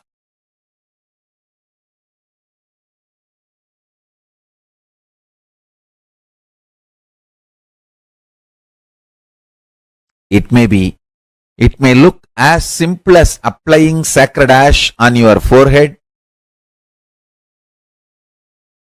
or as difficult as you think practicing absolute asteya aparigraha, non-stealing and non-possessiveness, living with minimal things and brahmacharya and satya, absolute integrity. All these great vows. Understand, actually these great vows are not like a forced rules. They are actually the great powers revealed from Kailasa. If you understand and internalize the powerful cognitions. For example, one of the greatest truth from Kailasa is static matter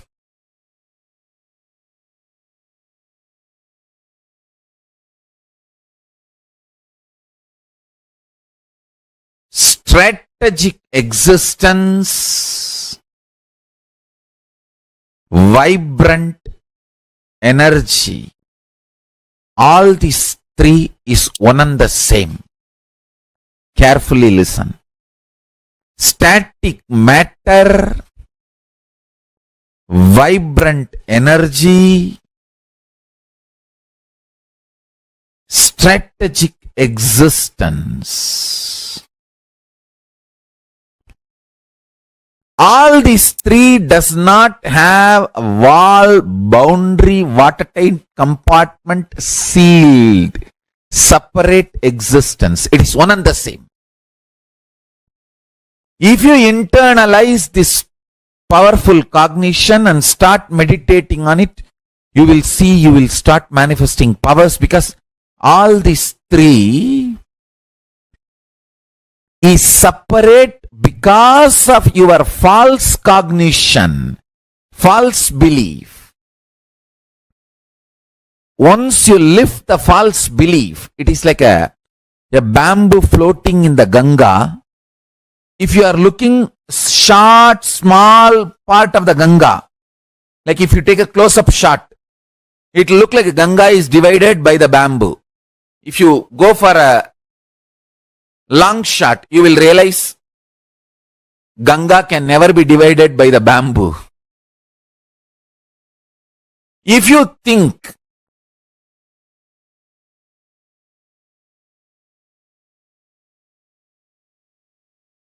static matter, vibrant energy, strategic existence is separate, you are like a blinded person who has a small vision. You are seeing the existence with a close-up. You don't have a larger vision. You are looking at the Ganga in a close-up view. You feel Ganga is divided by bamboo. If you wake up and see the long shot, you will understand bamboo itself is floating on the Ganga. How can that divide Ganga? Waking up to that higher realizations is what I call powerful cognitions. Internalizing powerful cognitions.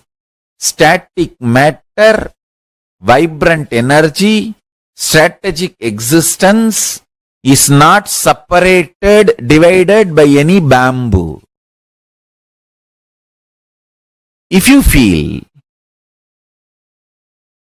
static matter, vibrant energy, strategic existence is divided,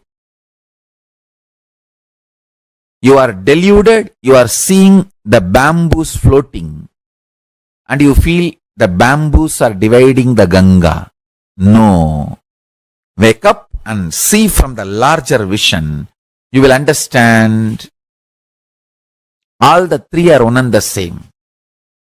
Static matter, vibrant energy, strategic existence is one and the same, and the bamboos are floating on the Ganga. They can never divide Ganga. Your beliefs and ideas are floating on this Paramashiva. They can never divide Paramashiva. I'll just finish the whole thing in 2-3 statements. You are a hardware, this body, and thus there is a software, the programming, which operates this body. There is an electricity connection. Now, the software with which you were operating and the electricity, these two is completely screwed up. That is when the hardware also started getting destroyed. I am doing two things. One, again and again putting the powerful software. See, every powerful cognition I am giving you.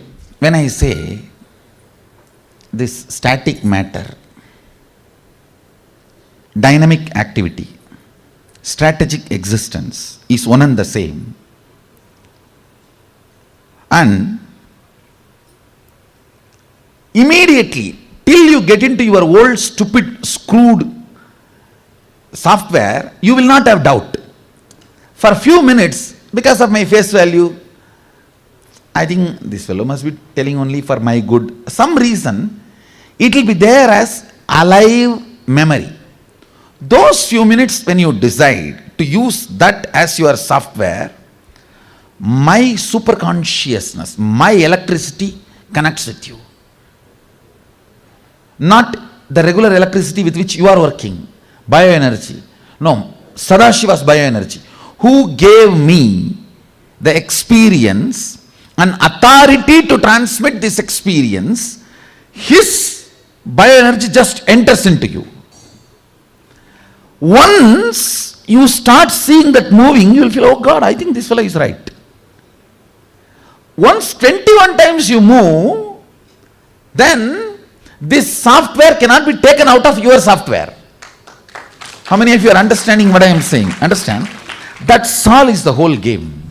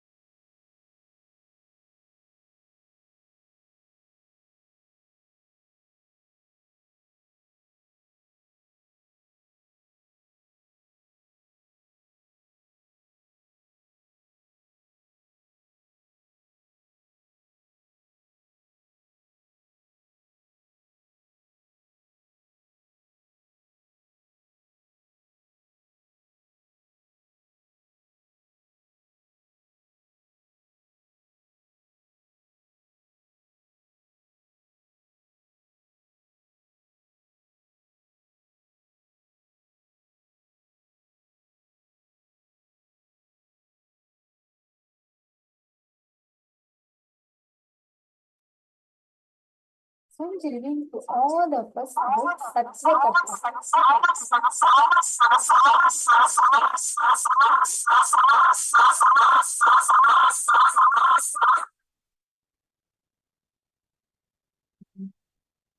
आनंद परमशिवोऽहम् ॐ नित्यानन्द परमशिवोऽहम्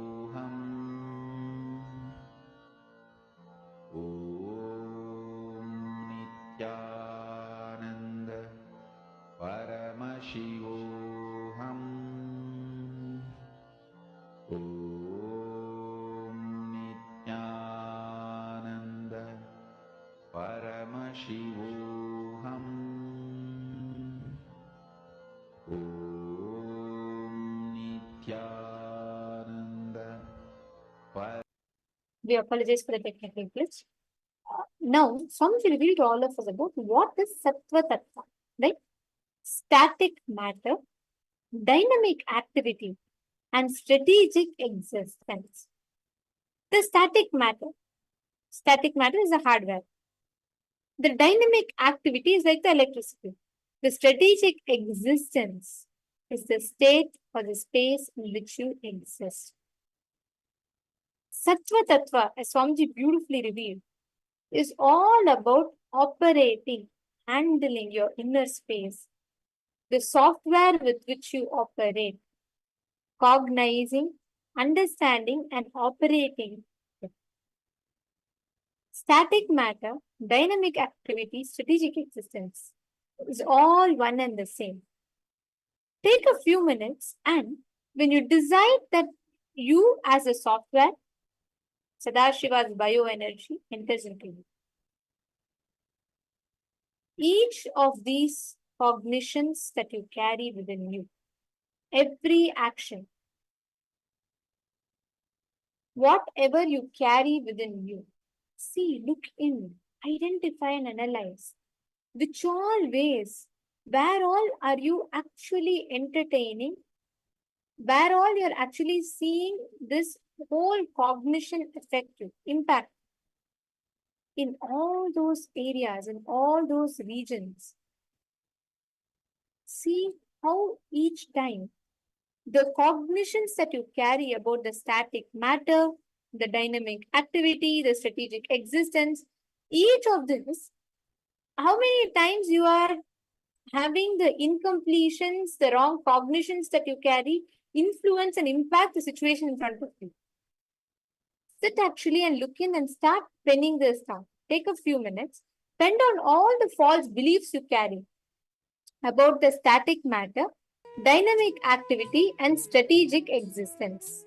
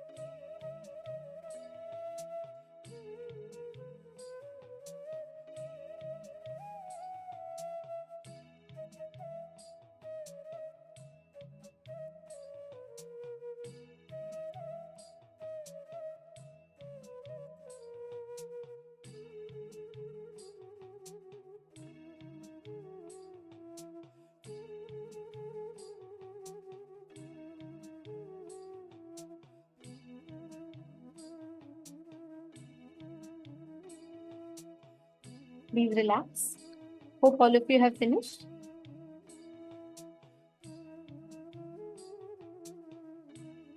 How many of you have finished?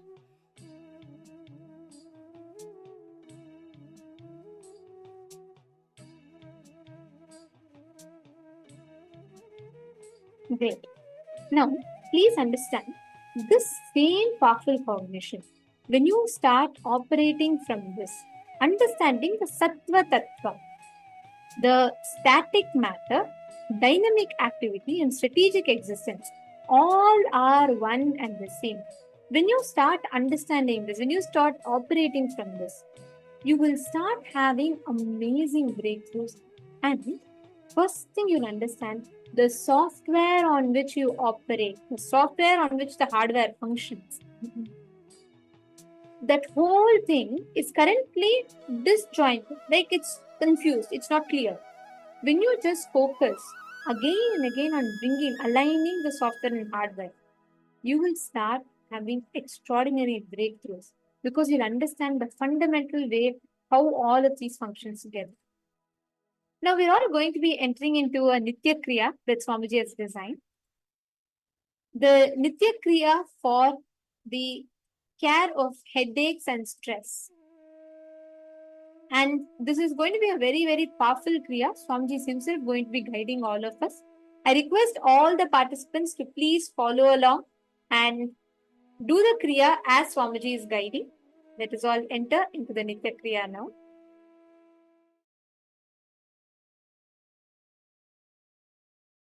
Let me give you the instruction.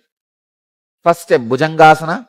Second step, in Bhujangasana, Udyana Bandha and Jalandhara Bandha. Third step, Bhadrasana.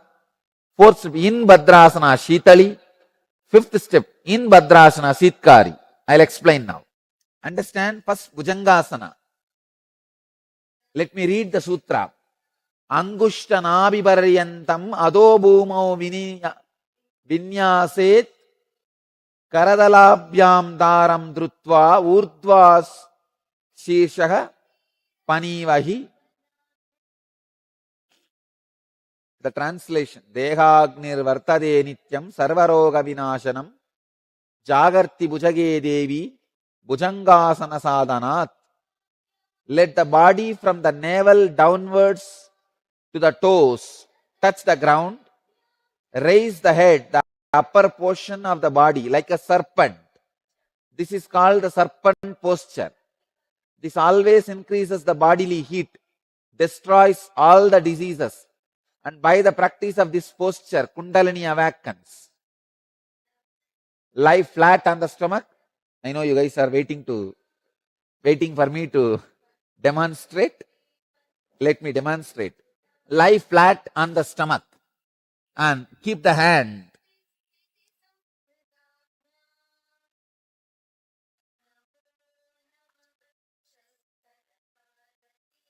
lie flat on the stomach, legs straight, feet together, and soles of the feet uppermost. Place the palms of the hands flat on the floor, below and slightly to the side of the shoulders. The fingers should be together and pointing forward. Arms should be positioned so that the elbows point backwards and are close to the sides of the body. Relax the forehead on the floor and close the eyes.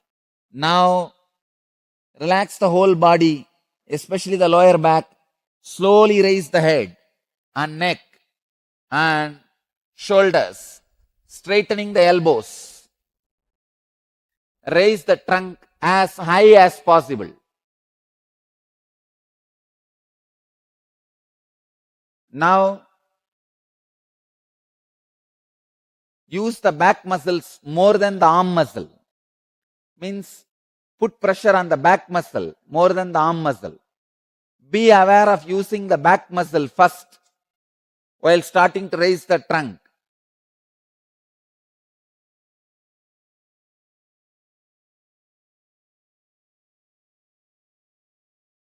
Hold in this position by closing your eyes.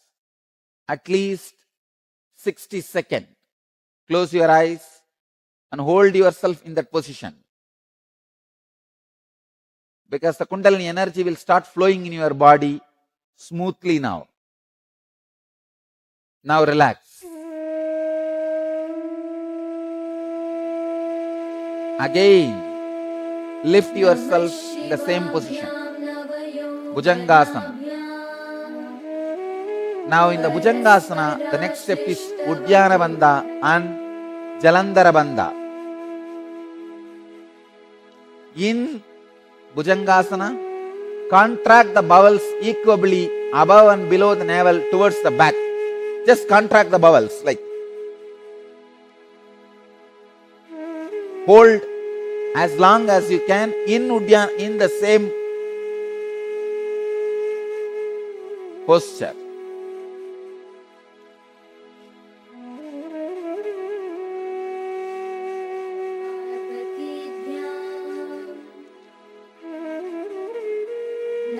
Do the Uddiyana Bandha and relax. Again, hold yourself in Uddiyana Bandha as long as you can and relax. Do this 21 times.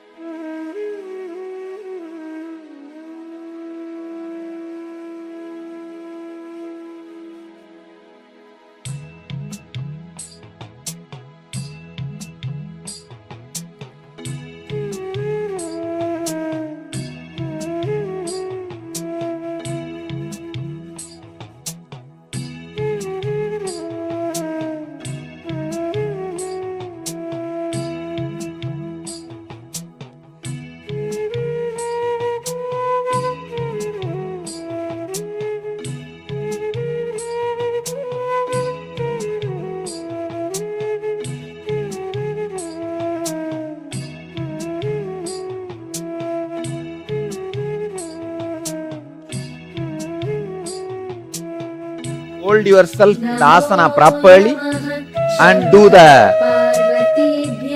Uddiyana Bandha.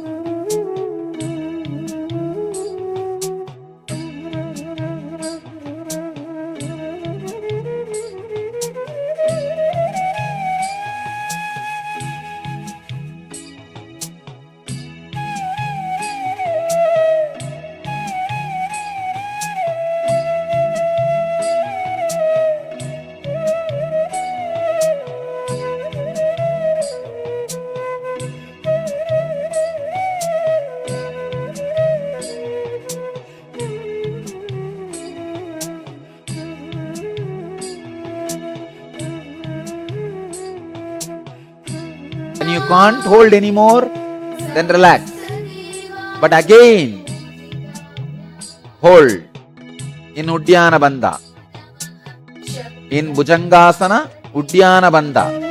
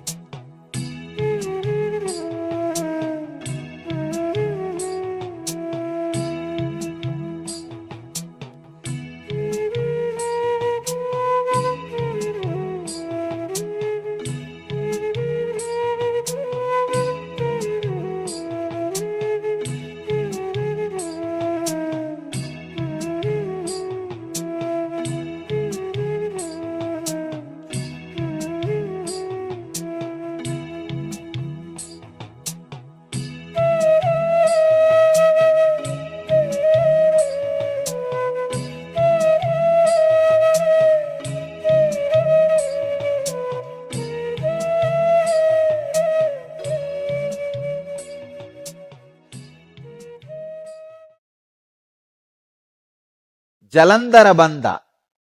Let me read out Jalandhara Bandha's sutra.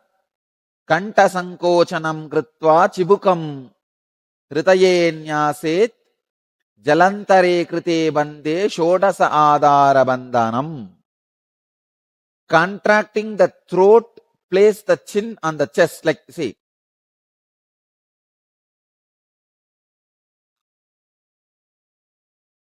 Contracting the throat, place the chin on the chest.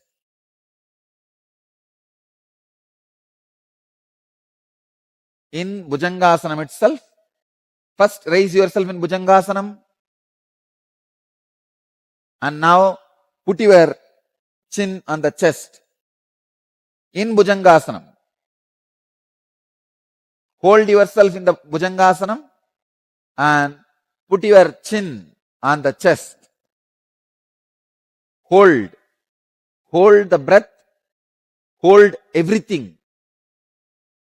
by locking your throat in Jalandhara Bandha as long as you can. When you feel you can't hold anymore, relax. But again, hold.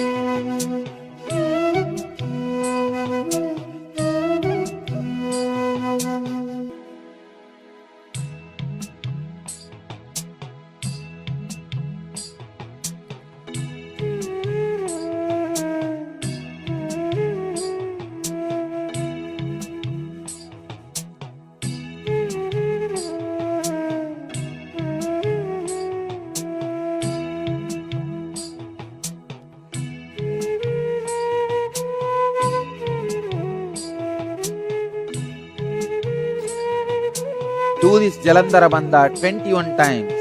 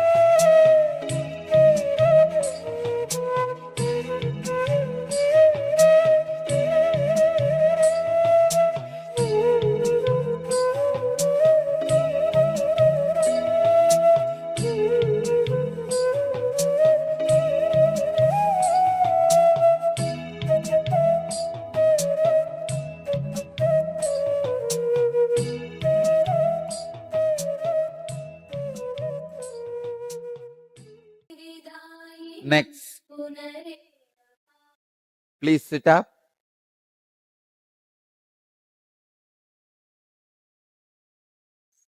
Come to the Bhadrasana. Put yourself in Bhadrasana. Bhadrasana. Let me read the instruction. Place the heels crosswise under the genitals attentively. Cross the hands either behind the back or directly. Take hold of the toes of the feet. Fix the gaze on the tip of the nose. Put your attention on the tip of. Sit for 3 minutes in this very Bhadrasana.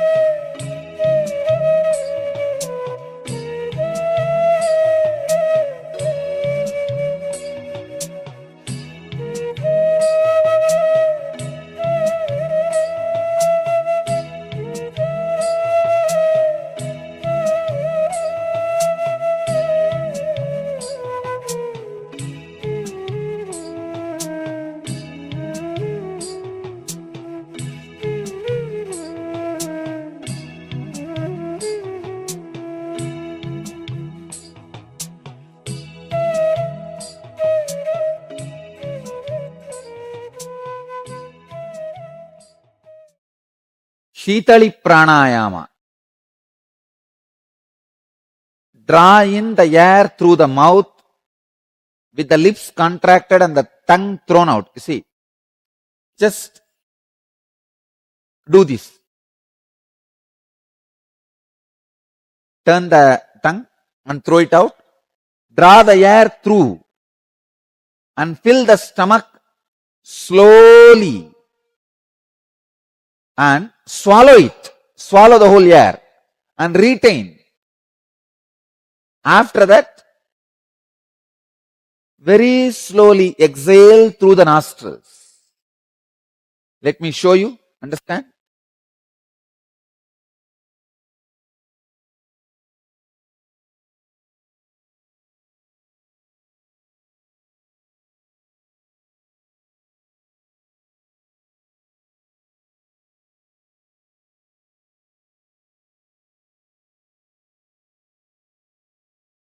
Do it. Start doing it. Doing the Shitali Pranayama 21 times.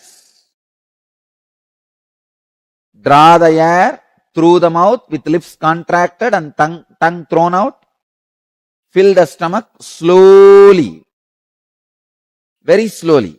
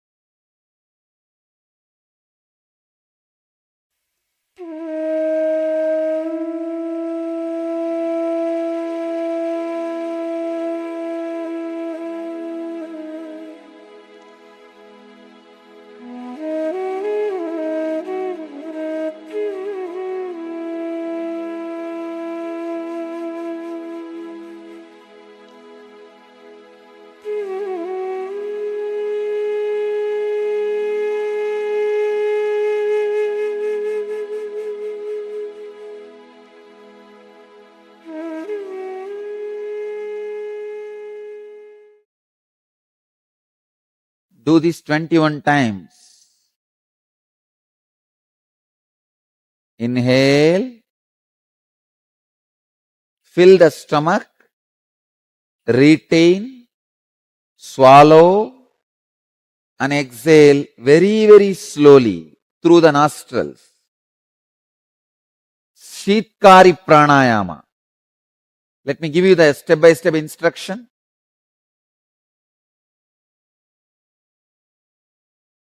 Press the lower and upper teeth together and separate the lips as much as comfortable. Breathe in slowly through the gaps of the teeth. Listen to the sound of the breathe as the air being drawn in. Close the mouth at the end of the inhalation. Hold as long as you can. Then exhale slowly through the nose. Let me show you.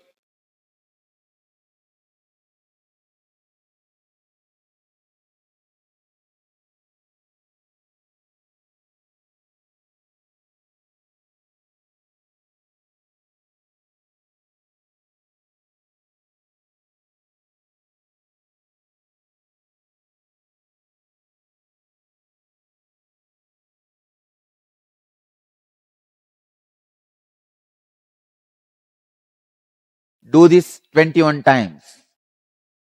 Shitkari pranayama.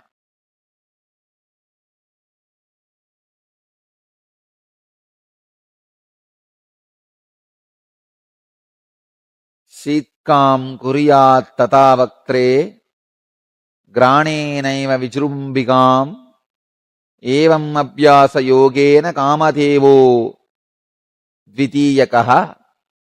You continue the Shitkari pranayama.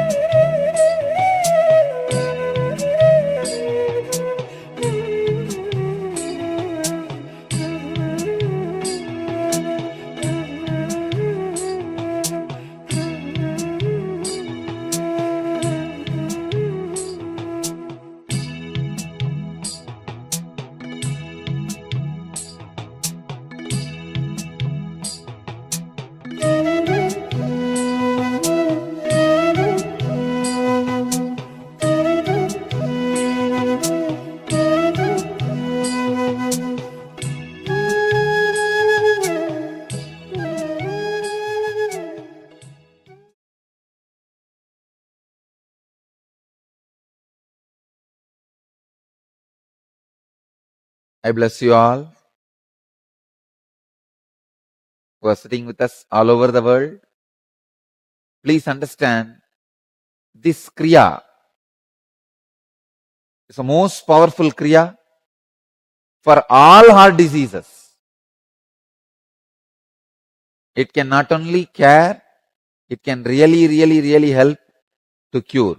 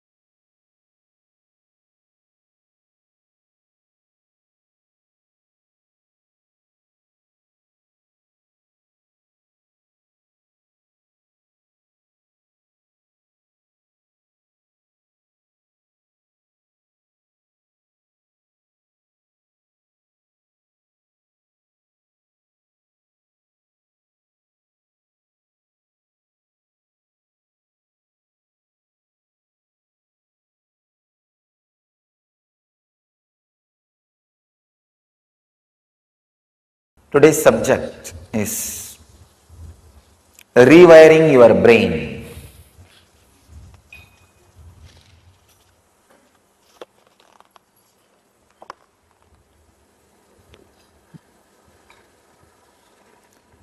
Some of the Shastra Pramanas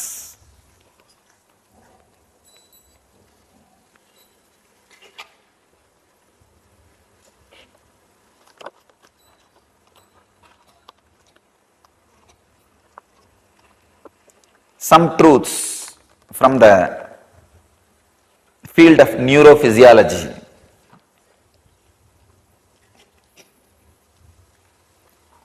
It's from a website, yogajournal.com. Samskaras or engrams create mental grooves in the brain like a riverlands in sand that let water run in certain patterns. They say each time we react in a certain way, for example, getting angry, we strengthen the power of the pathway. It's a one truth.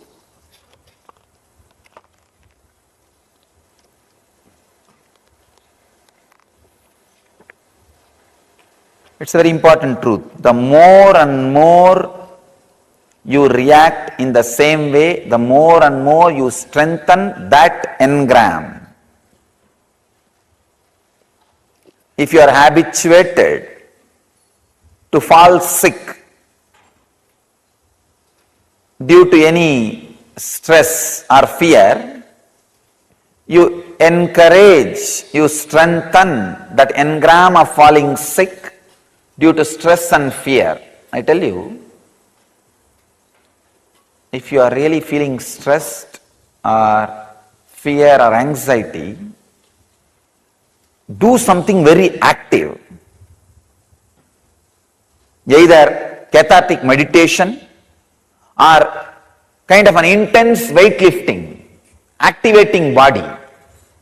I tell you, you will create a new engram. So whenever fear or stress happens in you, that whole thing gets converted as energy, useful energy. Instead of that staying in you and making you weak and disease, that same thing can be used as energy.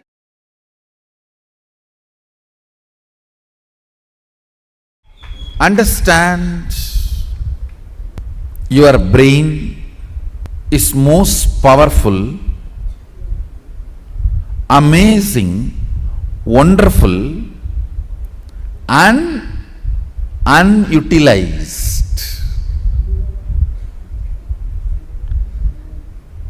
component of your system. I'll repeat, your brain is amazing, most powerful, unutilized, I don't want to say underutilized, literally it is, the percentage you use is negligible. It's like if you have 100 acres and you are using 2 square feet or 2.5 square feet.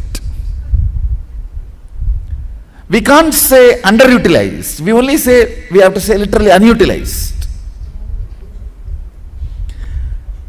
Almost, other than the automatic mechanical survival components, nothing else is used.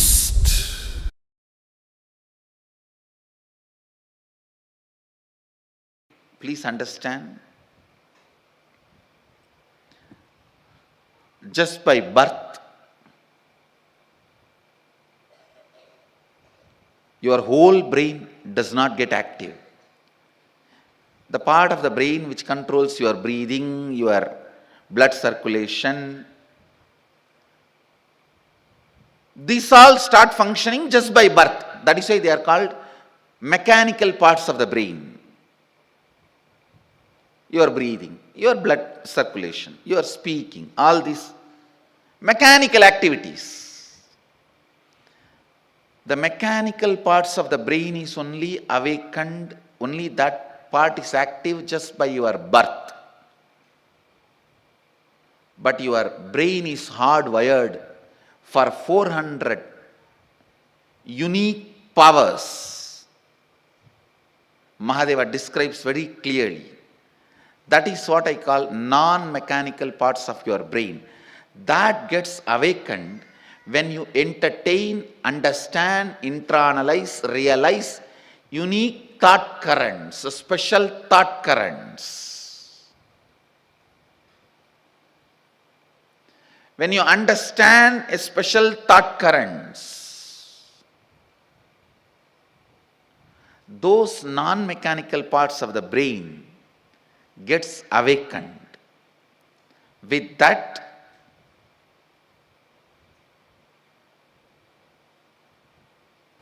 wake up call, nothing else. Now if I give a pause during the satsang, suddenly people wake up. Otherwise they feel what I am talking is like a lullaby. If I give a small pause, they understand something is wrong. Listen.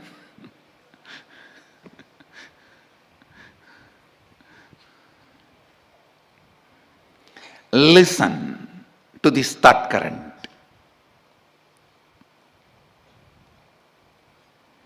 When you internalize this thought current,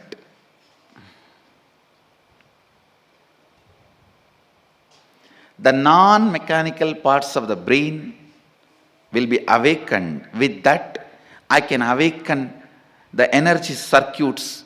You can start manifesting these different powers like third eye or many other powers. Listen carefully.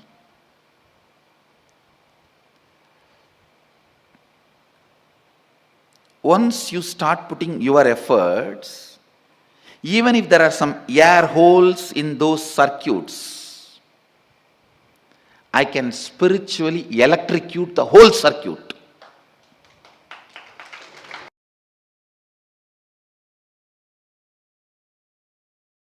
As neurophysiologists say, each time you react in certain way, you strengthen the power of the pathway. So each time when the river runs in that same rivulet, the rivulet becomes more deeper. So the river running in that same direction becomes more stronger, more permanent. Same way, in your brain also you have so many rivers. Ganga, Kaveri, Yamuna, Saraswati, Godavari, Narmada, Sindhu, so many rivers. Some are wild rivers, forest rivers. The rivers which really creates calamity by the forest flood or sudden floods, you need to make a dam and divert it in different direction. Making dam and diverting it different direction is what I call sadhana. Sadhana means making dam and diverting it to different direction. But unfortunately, we have another one biggest rivulet, engraved memory, engram, samskara, laziness, sadhana. Once you break one or two strong samskaras, you just know, simply you know. You simply know how to break. The science of breaking the samskara is learned. The science of handling your body and mind is learned. So, you will create new rivulets. Another one truth. Neuroplastic science says your brain has the ability to create new grooves and pathways, and the existing ones will heal up and disappear if left on their own. This is yogaflavoredlife.com website, source. Understand? It's a very important thing. Your brain can create new grooves and pathways. Means the possibility for new life exists. Possibility for becoming a new man exists. Possibility for becoming new consciousness exists. That is what we call initiation. And the existing ones will heal up and disappear if left on their own. They will just disappear if left on their own. Nothing else is required. Nothing else is required. You don't need to do something special to fill the existing river. No. Just make a dam, divert the water, the existing pattern will dry up automatically. Then they will get closed automatically.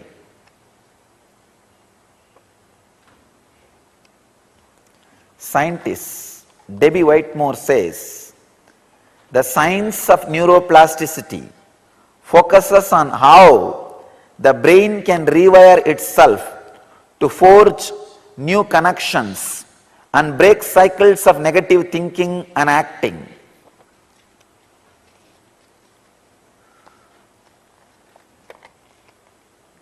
Patanjali very beautifully says,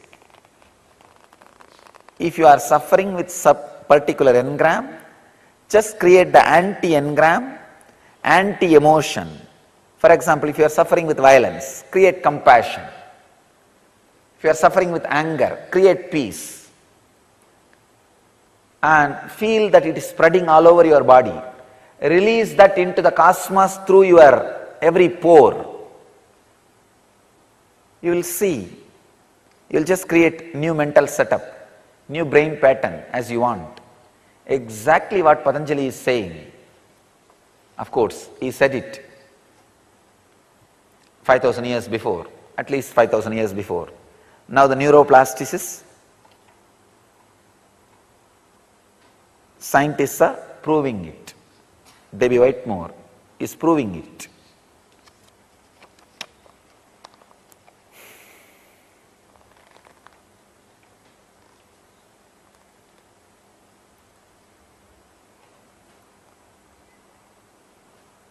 Again, one more report, study done on yoga. The regular practice of yoga is the perfect formula for creating a new deep behavioral grooves in the brain that take advantage of neuroplasticity. Just as I was telling now, working on the body, straight away working on the body, uncompromising way, breaking the laziness system. Let us understand this truth, rewiring your brain for success. Please understand,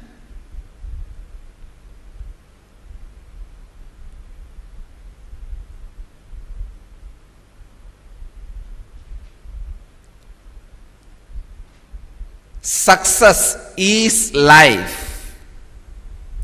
Life is success.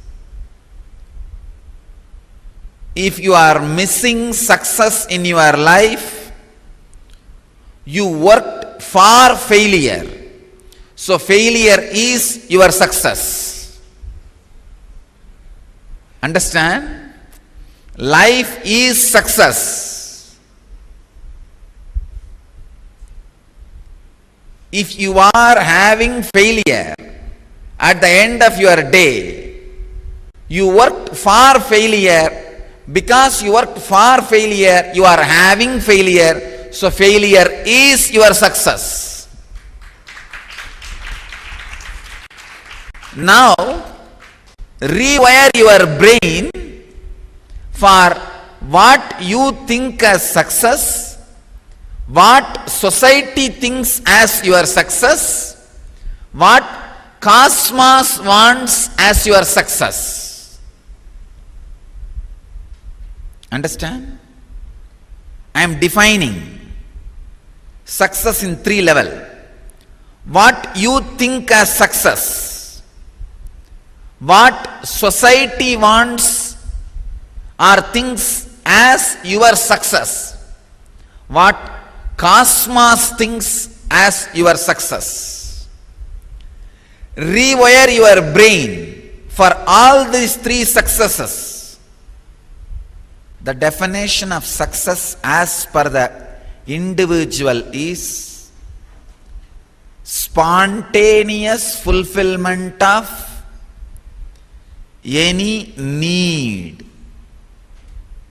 happening in your inner space. That is what I will define as a success. Spontaneous fulfillment of any need happening in your inner space. First, rewiring. First step for rewiring is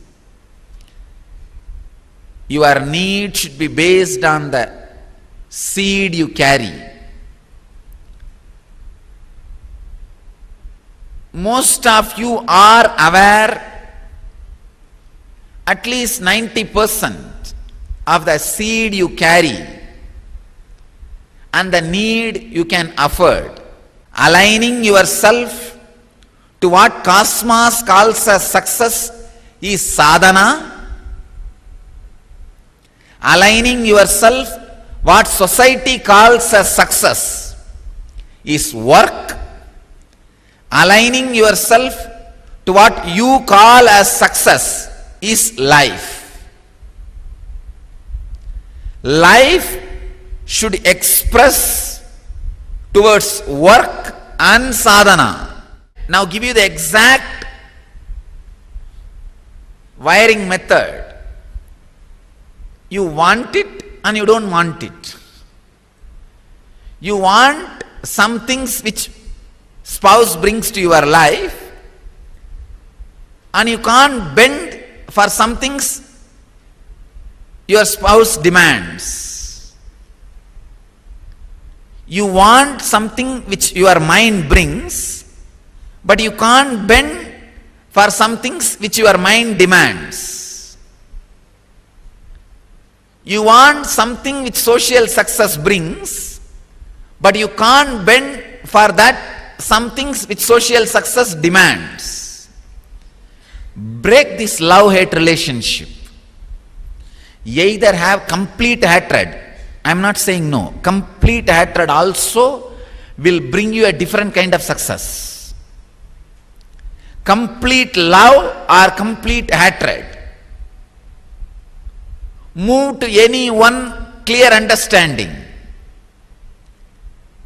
Even if you decide a complete hatred towards the social success, don't worry, the very flow of your life, as Krishna says, kahano karmano gatihi, every day, at least 1/3 of your time energy, 1/3 of your time, your energy flows towards work. Understand? When your energy flows towards yourself, it is life. What you call as success, it is tamas. When your life flows towards work, what society calls as success, it is called rajas, work. When your energy, when it flows towards the cosmic success, it is sattva, it is sadhana. In your system, by nature, you are wired to flow towards all these three. 1/3 of your time, 1/3 of your time automatically flows towards tamas, sleeping time. 1/3 of your time automatically flows towards work. 1/3 of your time automatically flows towards sadhana. Even if you are trying to align or convert one into another, you usually avoid the sadhana time and add that sadhana time towards the work time. Or you usually try to avoid the work time and add that into sadhana time. Any imbalance you try to do, you cannot.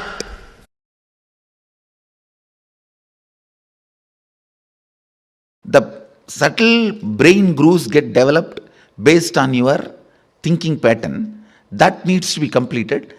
Before 30, the strong grooves don't get developed.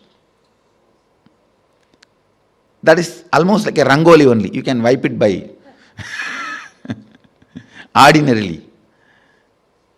But after 30, it's almost like they say in Guru Gita says, whatever Brahma writes with hand, Guru wipes by leg. Brahma writes by hand, Guru wipes by leg. So this is the wiping I am supposed to do. The subtle grooves you develop in your brain with your toxic mental setup. So what I am trying to convey with these few statements, every idea, thought current you cherish in your brain creates certain map.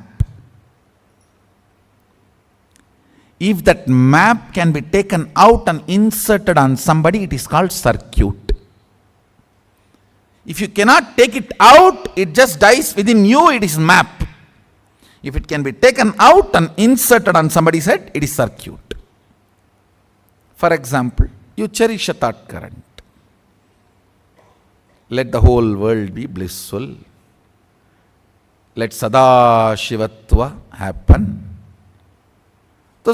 These thought currents create certain electric signals in your brain, certain map.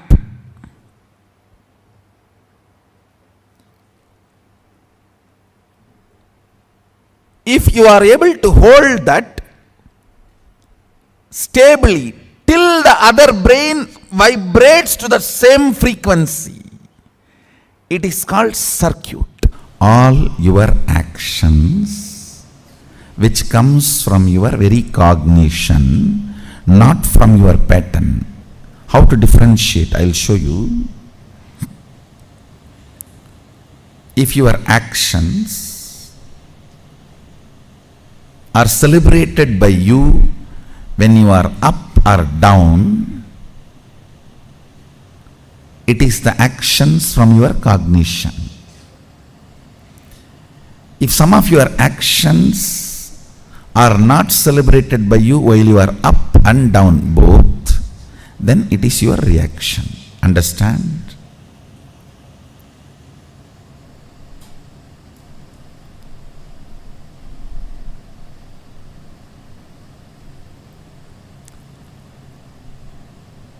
If your action can be celebrated by you throughout the fortnight, it is from your depth, cognition. For women, even one night. It is from your depth. You don't need to wait for a fortnight to go through the ups and downs. That is a blessings in a way, because you have a scale ready-made in your hand. Within 3-4 hours you can find out what you did is right or wrong. Listen carefully.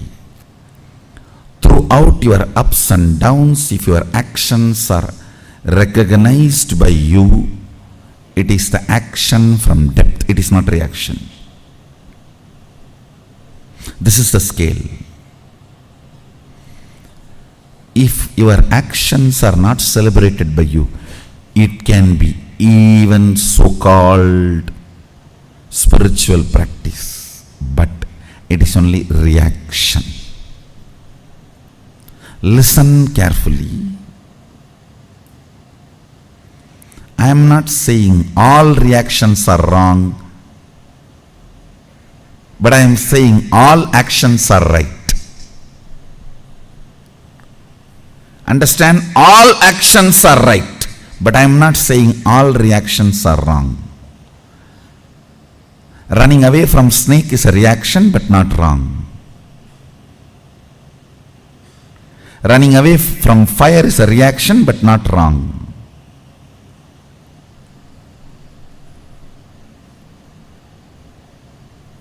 All actions are right, but all reactions are not wrong.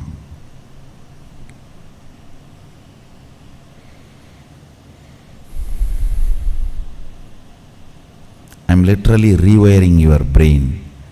That is why you feel, oh God, what is going on?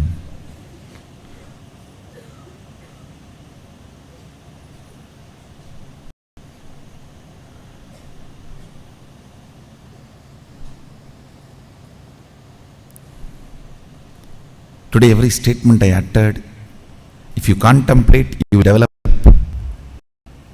a thoroughly new neurology, so you can perceive the reality as it is. Delusion, Maya, need to be handled with nuclear bomb, not with a surgical instruments. No. It need to be demolished, not surgery performing. No. When I am building a new neurology, that will be done almost like a surgery performance, surgery precision, not 1 inch this side, 1 inch that side. But when the delusion need to be removed, it's a nuclear bomb. Just drop and destroy the whole area. So that's what I am doing. Listen carefully. When you are planning to go cranky, dash, dash, dash, dash, dash, dash, dash, be conservative. have lot of sensor scales. Is this situation really wants me to go cranky? Is this situation really wants me to go crazy? Is this situation really in need of me getting overwhelmed? Is this really demanding that I should get stressed? Only then things can happen. Understand? Every time you get stressed, you wash your neurology with the pitta layer, which takes almost 2-3 hours of bliss to remove the effect. I should say at least 2 hours of bliss, Shaktipada, is required of one stroke of stress. Ignorant, tired, agitated, dull head can never capture the subtle truths or the subtle qualities. Because he cannot imagine, he won't enjoy. Because he doesn't enjoy, he can't visualize. Ability, the brain's ability to catch the subtlest visualizations come by a long practice of internal silence, what I call unclutching or meditation. Understand? By the tremendous internal silence, your brain develops the capacity to capture the most subtle visualizations. Ability to capture the most subtle visualizations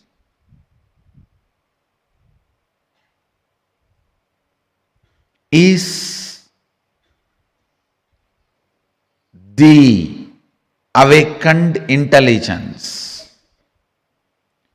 Whoever is able to capture subtlest truths become rishis. His brain has evolved, developed such subtle grooves. It started reflecting the cosmic truths. It started capturing the cosmic truths. It started becoming a pure, silent water pond where the moon is reflecting as if it has come down to planet Earth. Moon is reflecting as if it has come down to planet Earth. Understand, practicing surrender or unclutching or Anandagandha Dhyana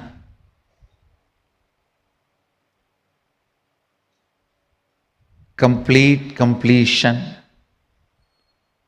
All this not only brings peace into your heart, it raises the subtlety of your brain grooves and your brain's ability to capture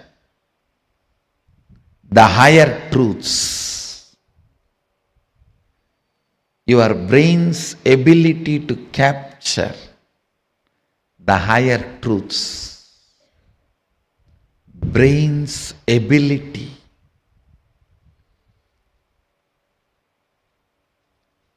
to live the higher truths. Anything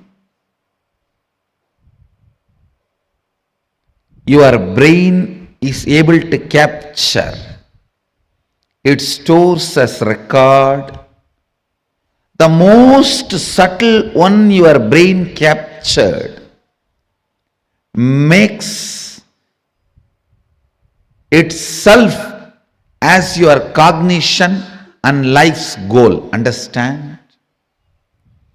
Even once, if you are able to understand, capture the word Satchitananda, Sat Chit Ananda, the existence, conscious bliss. Anything which is subtle, the most subtlest experience, imagination, visualization, your brain is able to capture. It will make that as a base for its function.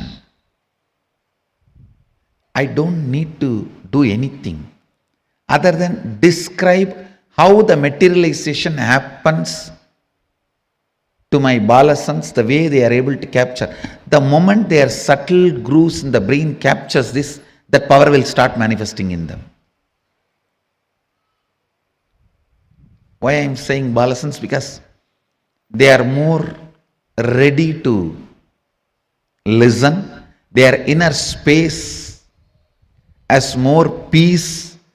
Their brains have more subtle grooves to imbibe what I am sharing. When I explain that science, if you can visualize it, that power will start manifesting in you. Because anything your brain can visualize, it will make that as your basic functionality. If I can explain moving from one body to another body, astral travel, and your brain is subtle enough to capture it, visualize it, you will start manifesting that power. All powers are like that only. You just need the completion space and Guru who properly makes your brain grooves to catch it. From my experience, I tell you, all the people whose mother tongue is the language with multiple option words, for example, just for this one, Sanskrit may have 300 words. The multiple option word mother tongue people have a very high developed brain grooves. From my experience, I saw. So in a way, I will say, for example, if you utter a word cow, and the time it takes for the English person to grasp the visualization of the cow, and a Sanskrit person, ko, and the time it takes, at least 100. Means the person who knows the Sanskrit catches it less than 100th time with a more precision, because the words there is wide option. So brain by its nature requires to be in high alert when you handle that language.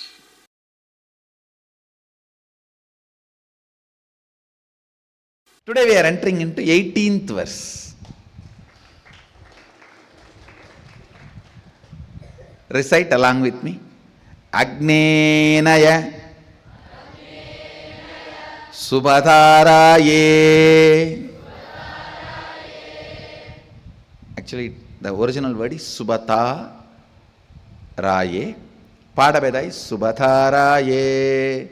That's the way I heard from my master. So I'll retain the Padabedam. So in our Sangha, we will retain the Padabedam as I heard from my masters, because they are from village and they had their raw pronunciation. I just wanted to keep that as a my respect for them. Subhataraye Asuman Vishwani. Understand? Asman is the original verse. The Padabetam is Asuman. The af u. Asuman Vishwani Deva Vayunani Vidvan Yuyotyasm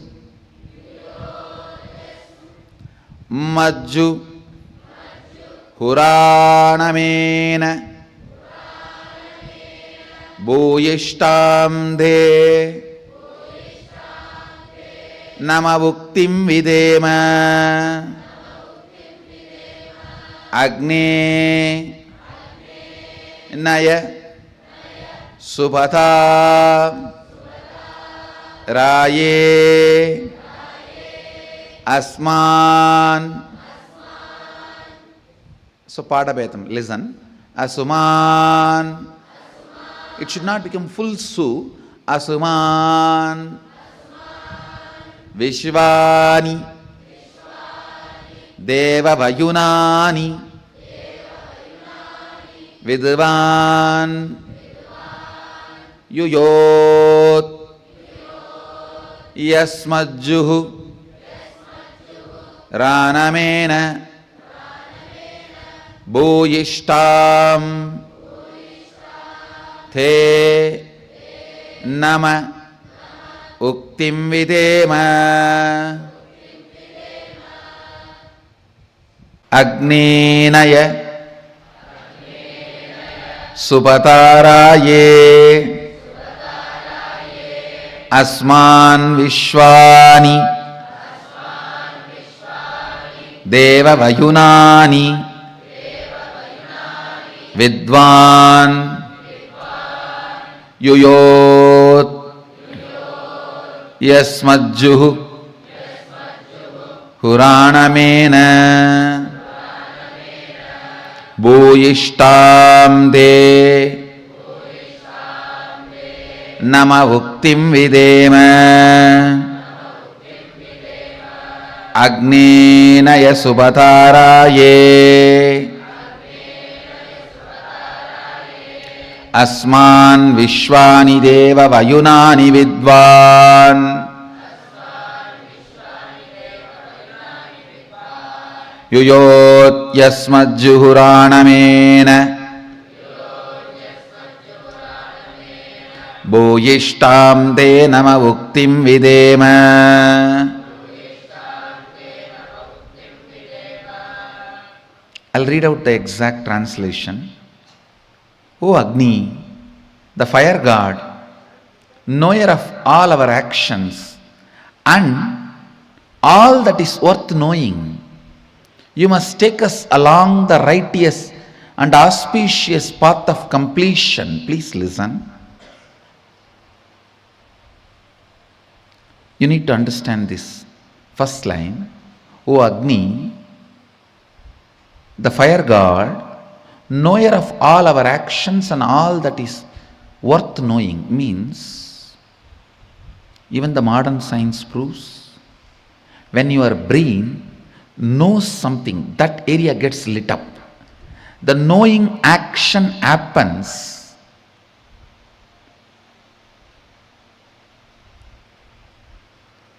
when the fire moves into certain part of the brain. Please understand.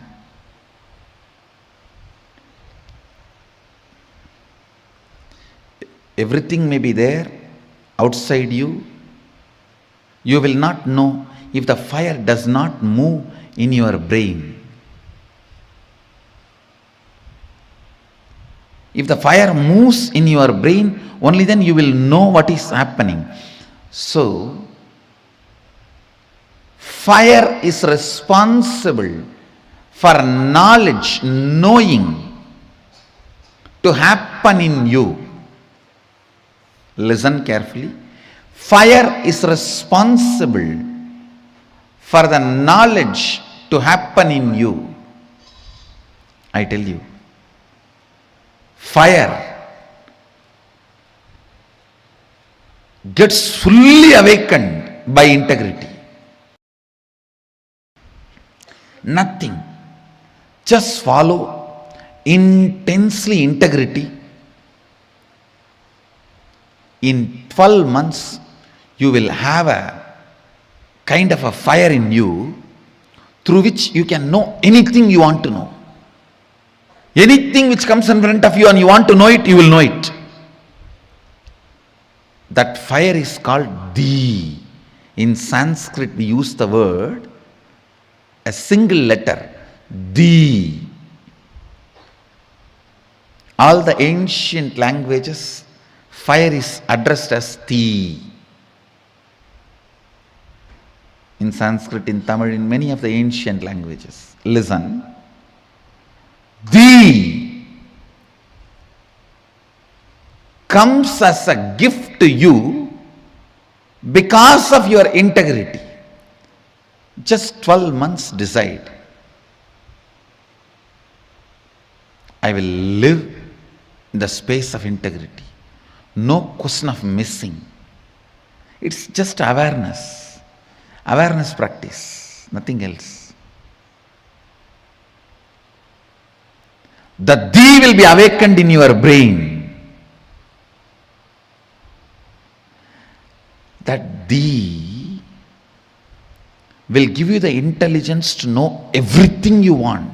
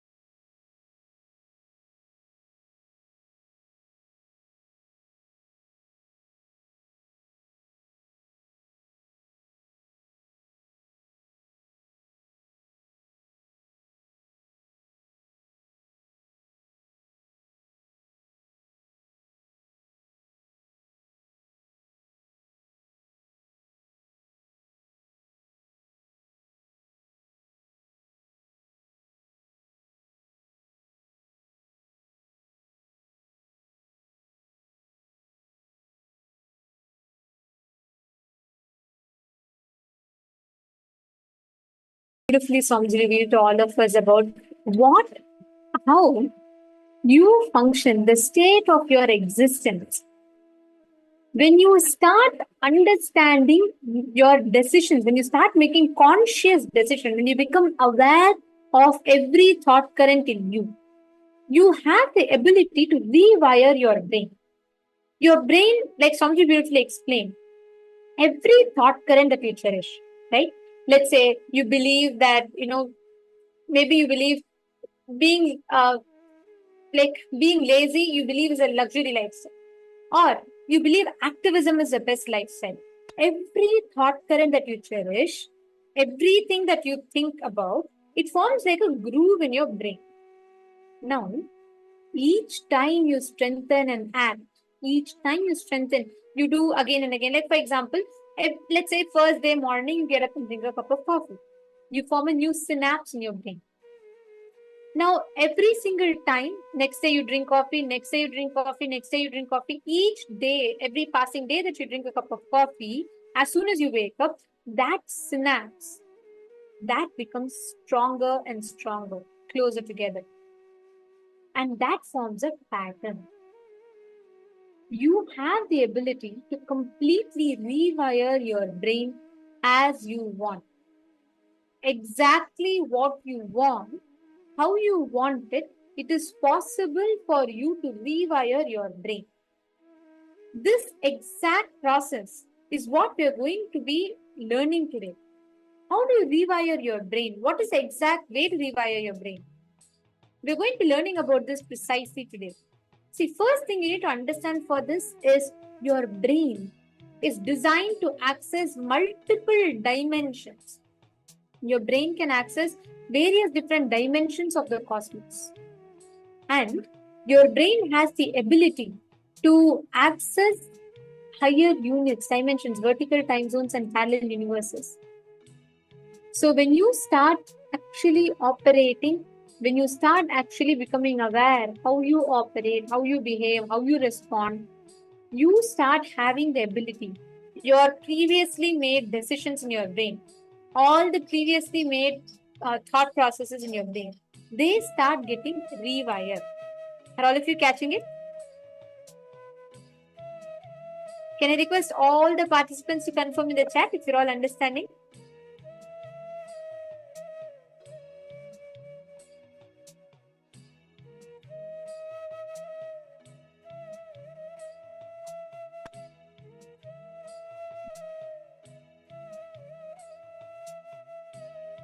Okay, I see different clicks. Each of you have posted. That's beautiful.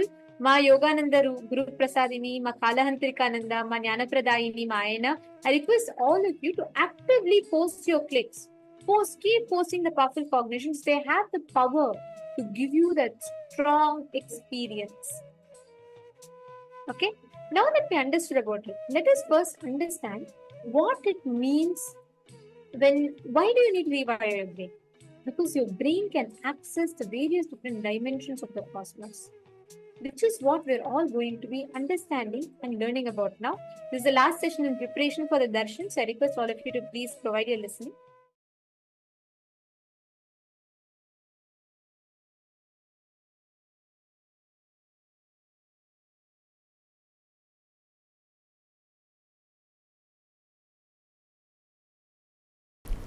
Please understand, your brain is actually constructed capable of grasping, cognizing, and functioning. Understand the word functioning, multi dimensions of the universe.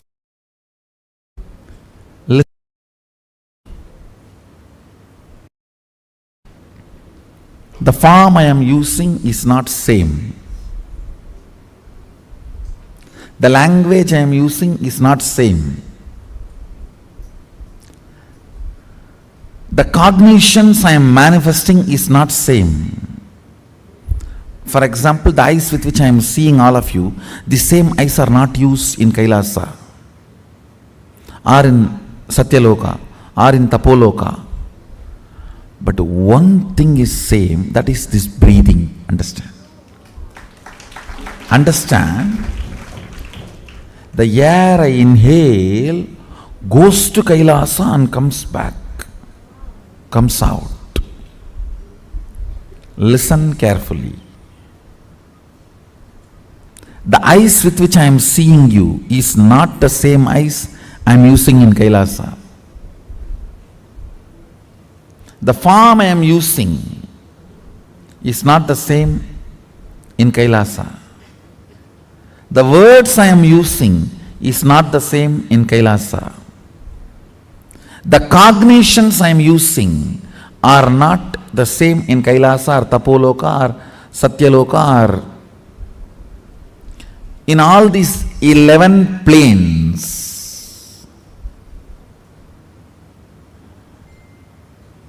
I should use the word 11 dimension, not planes.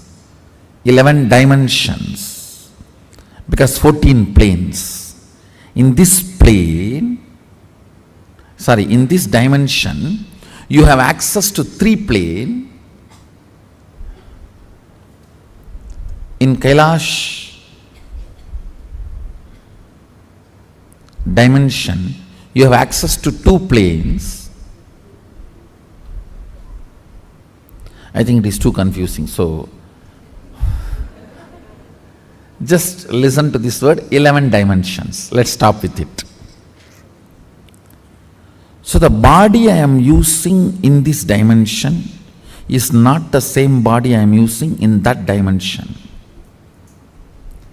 the words I am using in this dimension is not the same words I am using in that dimension. The eyes I am using here is not the same in that dimension. The cognitions I manifest is not the same in that dimensions. But the breathing I am doing is the same in all 11 dimensions. That is the common thread which connects the consciousness with this body. Listen. Listen. That is the common factor connects consciousness with this body. Spanda. Connection.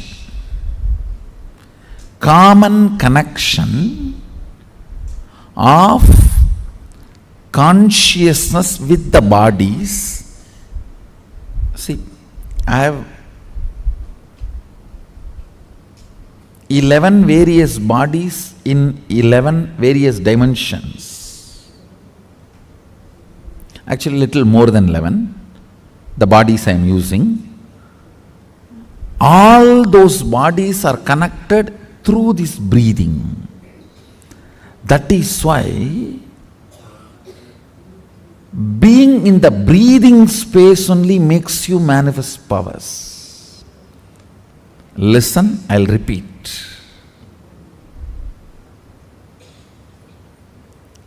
If your breathing is intensified,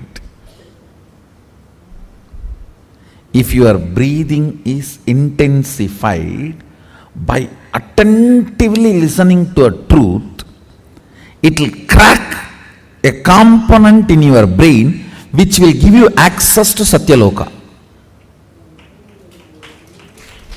Understand? If your breathing is intensified through dancing, kirtan, it will crack a component of your brain which will give you access to Kailasa, because our kirtan is directly from Sadashiva.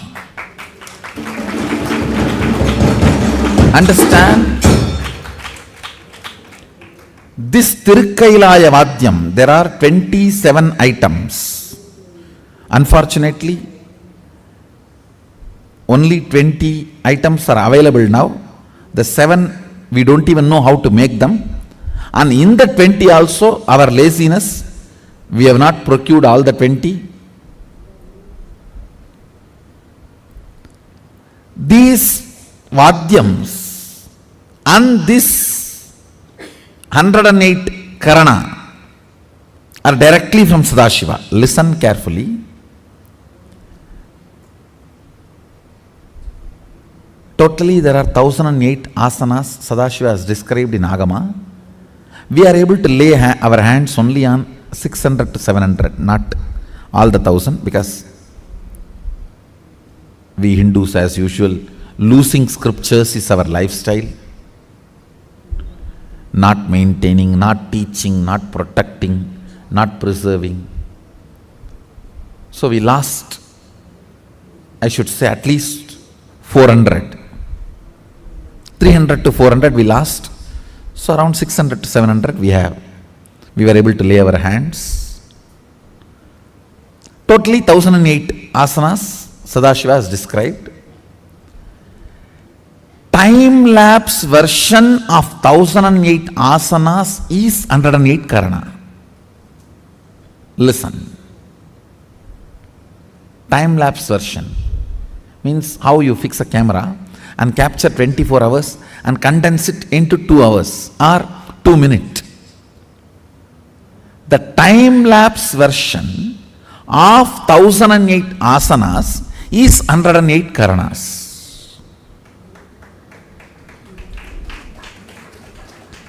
So, if your breathing is intensified through this 108 Karana based Kirtan, our Kirtan is completely 108 Karana based. Karana means Gana in movement. Intensity in movement. Length, breadth, depth is Gana. Gana in movement is Karana.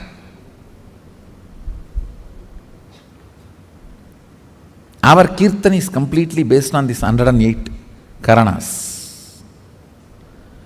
So, with the Karana, because of these Karanas, if your breathing is intensified, a component in your brain is electrocuted by that prana, which gives you access to Kailasa, which gives you the perception and cognition of Kailasa. The day you have the vision of Kailasa, you are born in Kailasa. So then you start existing in both planes. You start experiencing two-dimensional life.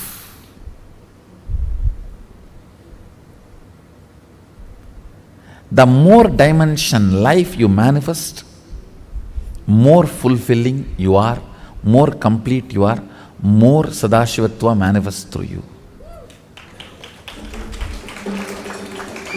Understand? Understand? Through puja, if your breathing becomes very, listen, intense does not mean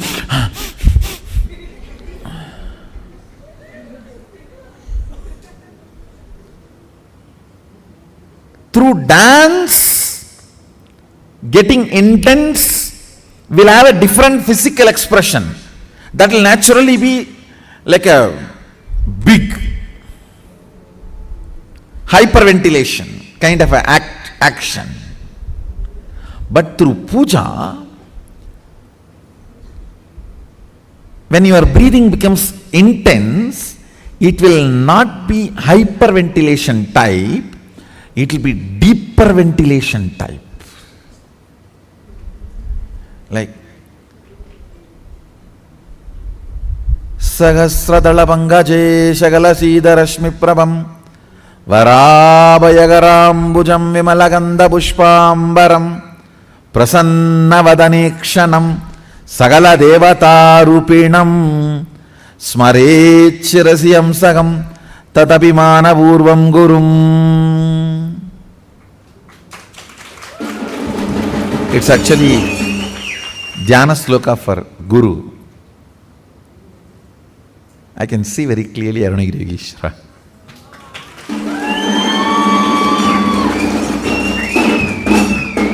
Sahasradalapangaje Shagalasidharashmi Prabham Varabhayagarambujaam Vimalagandha Pushpambaram Prasannavadanekshanam Sagala Devata Rupinam. On the 1,000-petal lotus, Varabhayagarambujaam, Vara Abhayakara, Prasannavadanekshanam, with a beautiful, alive, Prasannavadana, smiling, welcoming. Prasanna cannot be translated just as a smiling or welcoming. Prasanna should be smiling, welcoming, alive, illumined, graceful. All that words should be added. Prasanna is something which brings you to the present. Prasannavadanekshanam Sagala Devata Rupinam, embodiment, or in the form of Sagala Devatas, all the gods and goddesses. Smarechirasi hamsaham tatapimana purvam gurum means with my breathing flow, hamsakam. See, hamsam is the integrity syllable of your breathing. Listen carefully. Integrity means being what you are known for.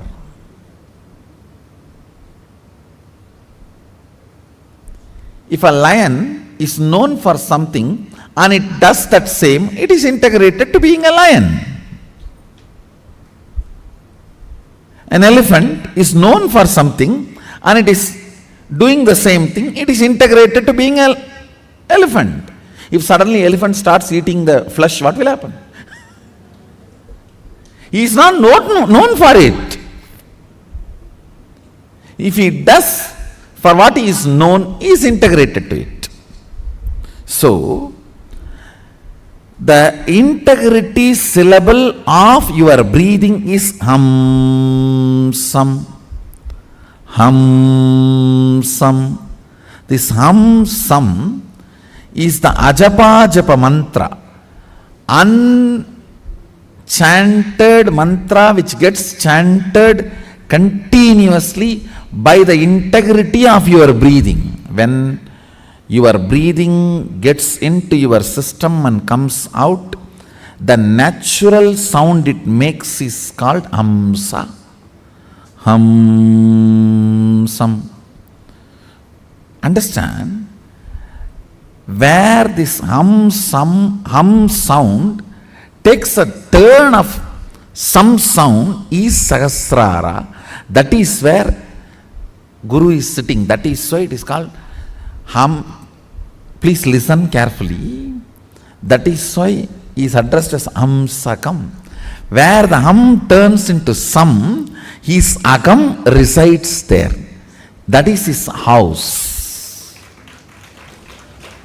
If the hum does not turn into sam, you are savam.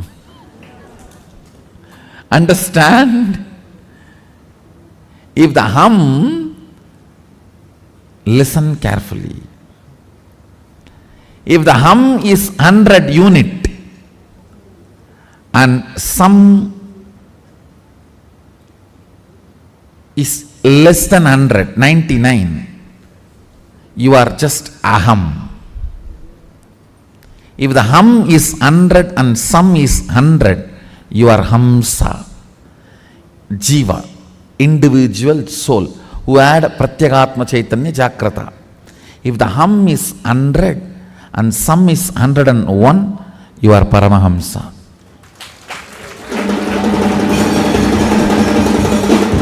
Listen carefully. This hum-sam proportion decides the level of integrity you have in your system.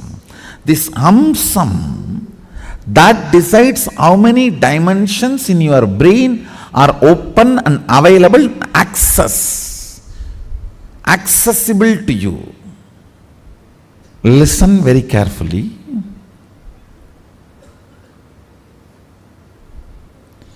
If this hum is 100, sam is less than 100, you are in the plane of agam, human. Boo. If the hum is 100, sam is also 100, you are hamsa, jiva who is awakened. If the hum is 100, sam is even 101, you started entering into the Paramahamsa dimension. Means the Guru component has started manifesting in your jiva. Means he started mixing in your what is your desire? Your Guru's desires. What is your taste of life? Your Guru's taste. What is your joy? Your Guru's joy. What is your opinions about death? Your Guru's opinions. What is your opinion about life? Your Guru's opinions. His taste, if it has started mixing in your brain, the some proportion drastically increases. Understand? Actually, I am explaining the whole science of opening different doors of multi-dimensions of the universe to you. And now if you are opening your sleep dimension, your Sushupti dimension, Patala Lokam only will open for you.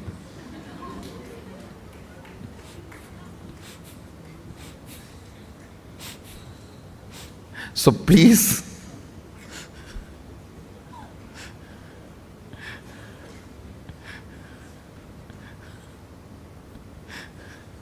do not plan for Patala. Let's plan for Kailasa. Your breathing becoming intense, especially through certain activities, opens up those dimensions, those planes, and your brain awakens the ability to have access to those dimensions. Listen. Now, you are intensely listening to this truth, and even if it is going above your head, you are trying to let me.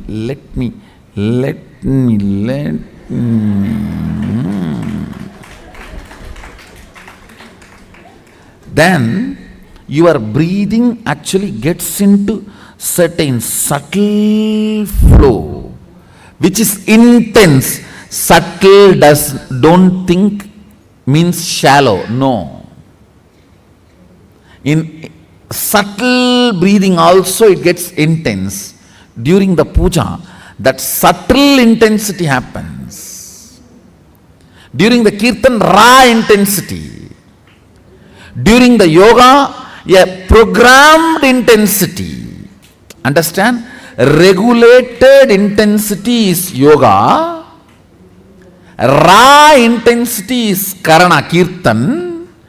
A subtle intensity is while during puja or during the satsang. Now, your breathing is getting subtle. It will go and hit a component in your brain which will open your ability to access Satyaloka. Listen. Each of the activity and the prana intensified through that activity opens up a component or a part of your brain construct which gives you access to the different dimensions of life. Various intense breathing currents, breathing patterns, getting awakened in your system and opening different constructs of your brain and having access to those dimensions is what I call manifesting powerful cognitions and having access to multi-dimensional universe. That's really fun. 3 lines. 1. Integrity is being what for you are known. That's all.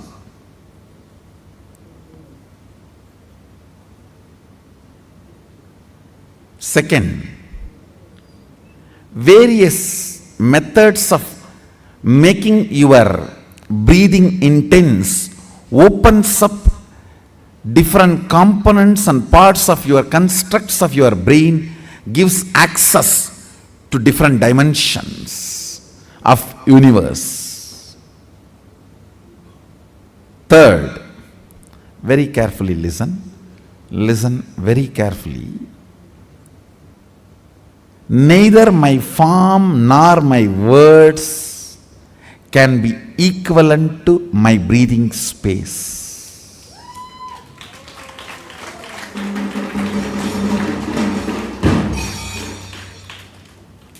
Because all these are different in other dimensions, but only my breathing is same in all dimensions.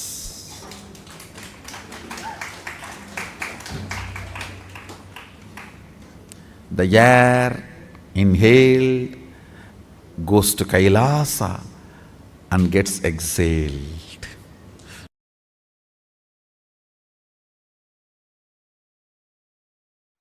Facing yourself in the parallel universes will make you manifest powers and Paramashivatva spontaneously.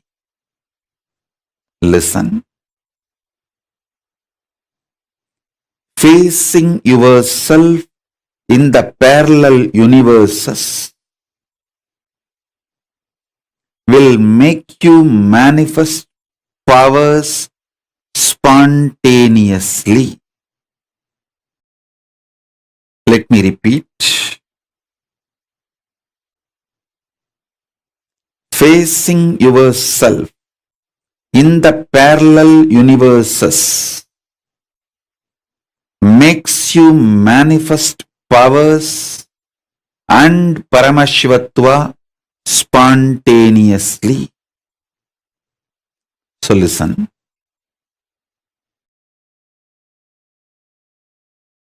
Asserting your identity, yourself, is your nature. Assuring your higher existence to yourself, giving you the experience and opening of your higher existence to yourself is my responsibility. Listen. Asserting your self, asserting your identity is your responsibility. That is the way you live.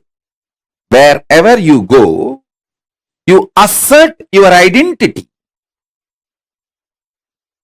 You manifest everything as you identify yourself.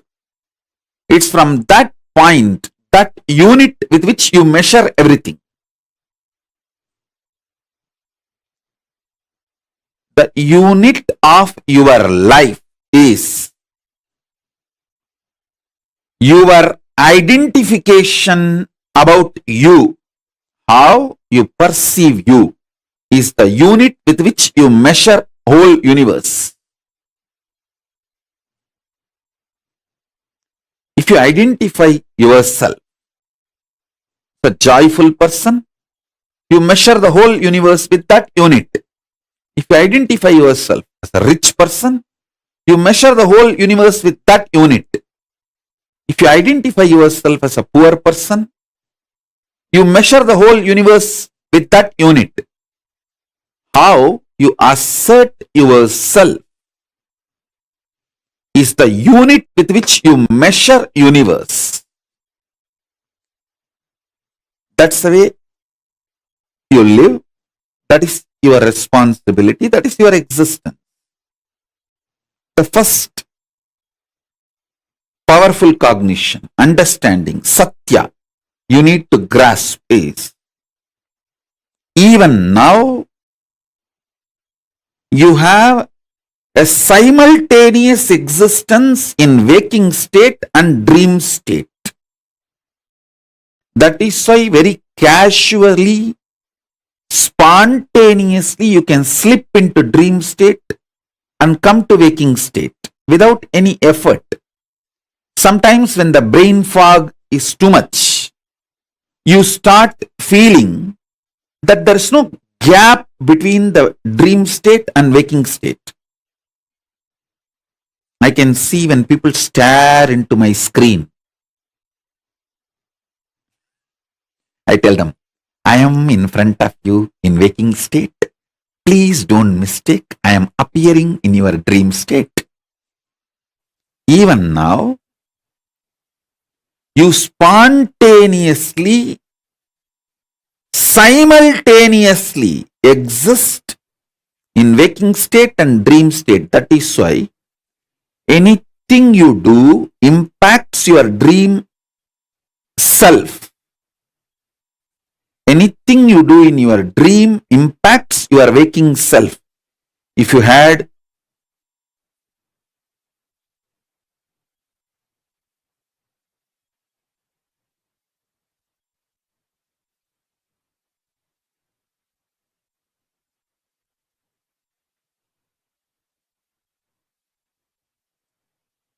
I'll give you the example.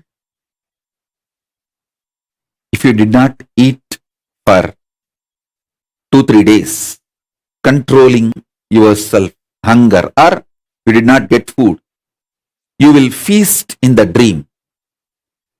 Because what you are doing in the waking state is impacting yourself in your dream state. Same way, never use the restroom which you see in your dream. It's a trap. If you use the restroom in your dream, it is going to impact your waking body, the body which you use in the waking state. So, wake up to the truth. You can exist in more than one place simultaneously, spontaneously, slip into the different existences smoothly, easily. This is the first truth you need to cognize.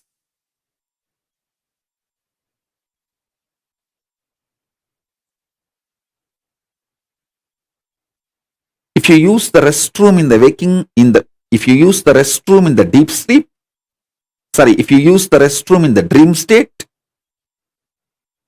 you will be emptying your bladder in the waking body, waking state body. If you suppress your hunger in the waking state, you will be feasting in the dream self, in the dream body. This is a very simple example I gave. I can get into the detailed, deeper examples. Now I'll give this example so that I can help you to understand how you can face yourself in the multiverses, parallel multiverses.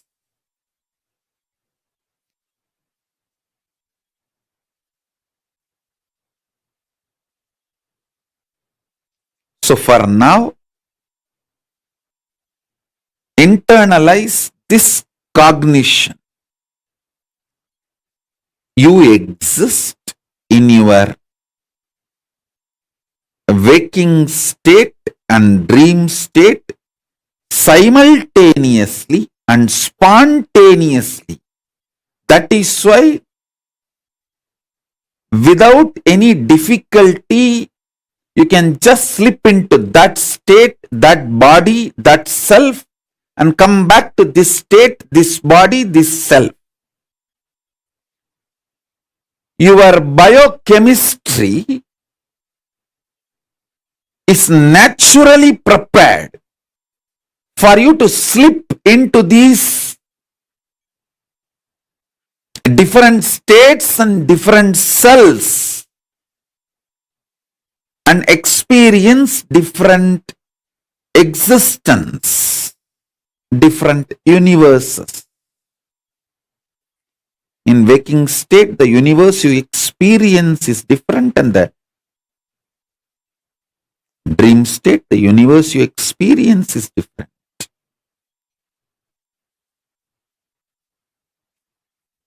So with this understanding, expand your cognition You exist in parallel multiverses like Suvargaloka, Maharloka, Janaloka, Tapaloka, and Kailasa itself. More than next to Tapoloka is Satyaloka, and beyond the Satyaloka is Vaikunta, the Parandama space. Satyaloka is the space of Parabrahma. Then the Vaikunta, Parandama space. Then Shripuram, Parameshwari's space. Then above all, Kailasa. Above the Kailasa, Maha Kailasa, Paramashiva space. Kailasa is where all the Anga Devatas and Avarana Devatas, everyone lives. People who achieved the Salogya, Samibhya, Sarubhya, Sayujya, Mukti with Paramashiva, all of them exist in Kailasa. In Maha Kailasa, he alone exists. In Paramadvaita Swarupa, Paramadvaita Satya. Please understand how spontaneously your biochemistry is capable of giving you the experience of the dream state and waking state. Same way your DNA, the awakened DNA through initiation. Once your DNA is awakened through initiation, its biochemistry, its bioenergy is capable of giving you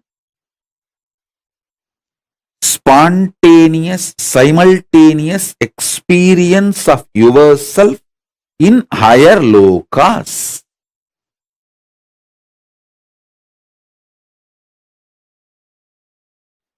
Listen.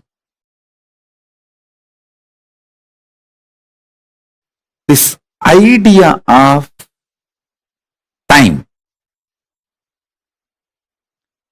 settles like a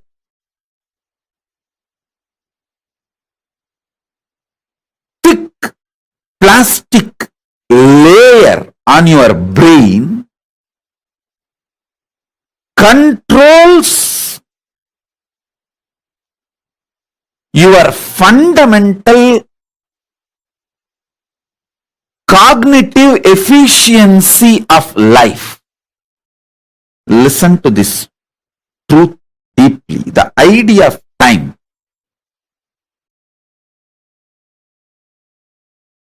Listen, your consciousness does not have time.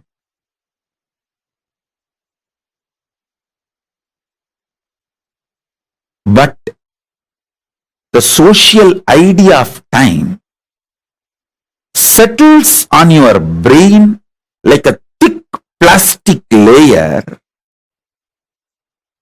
stops you cognizing the reality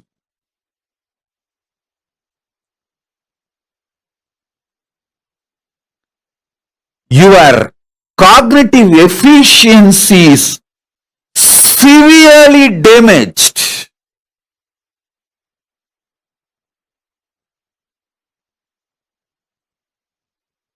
A large chunk of humanity is suffering with this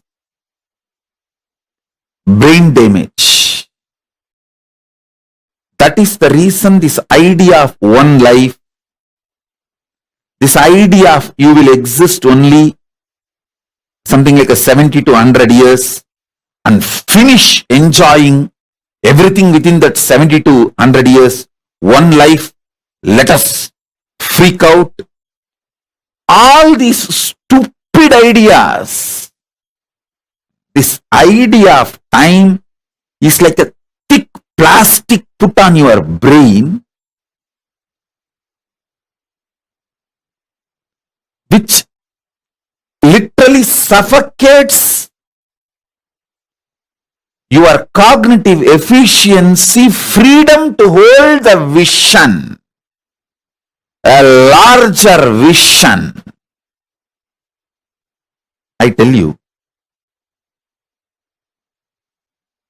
the concept of time should be used only for day-to-day utility.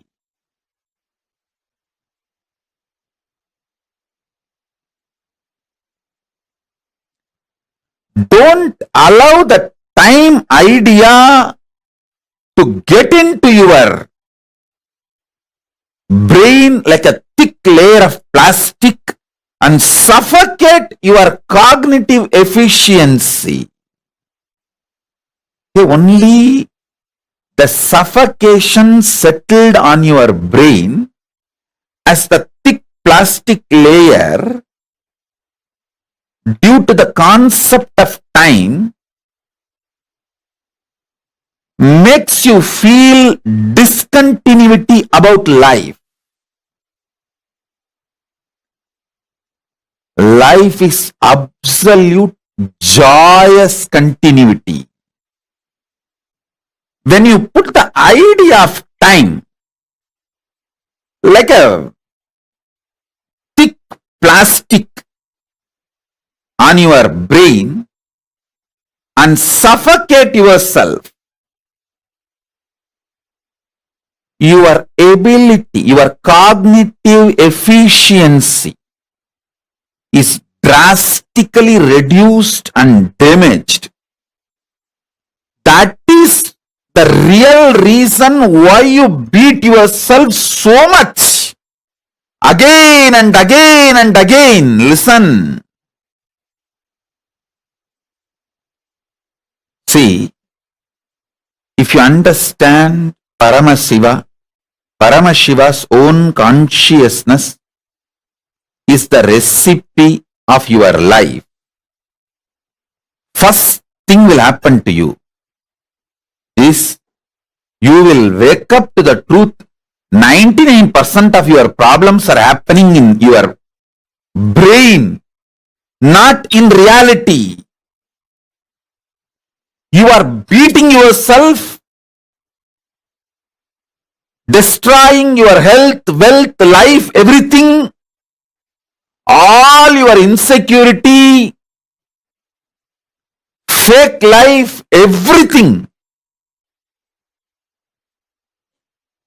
starts from your cognitive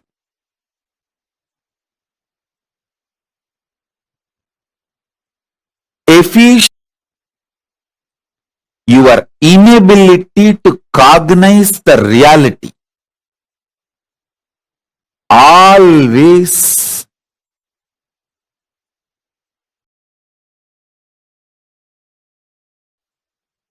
remember you, your desires, your intentions, all of them do not have time limitation. Your life is eternal. Your decision to enjoy your life as you want is eternal. Understand? Your life is eternal. Your decision to enjoy your life as you want is eternal. Same way you clip your brain's ability to cognize and hold the vision by the idea of time. If you understand Paramashiva's consciousness is the core recipe of your life, you will be free from this bondage of time.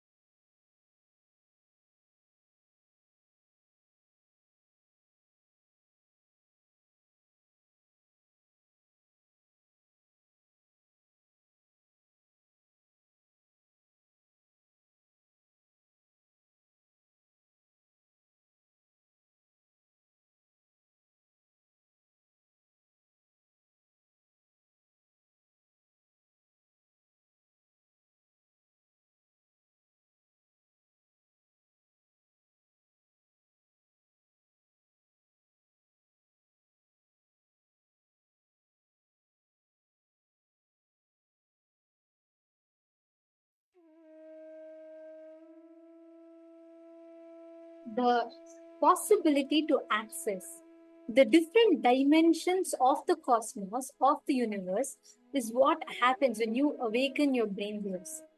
Wow, so beautifully Swamiji revealed to us all the details of how you can experience the awakening of the brain waves.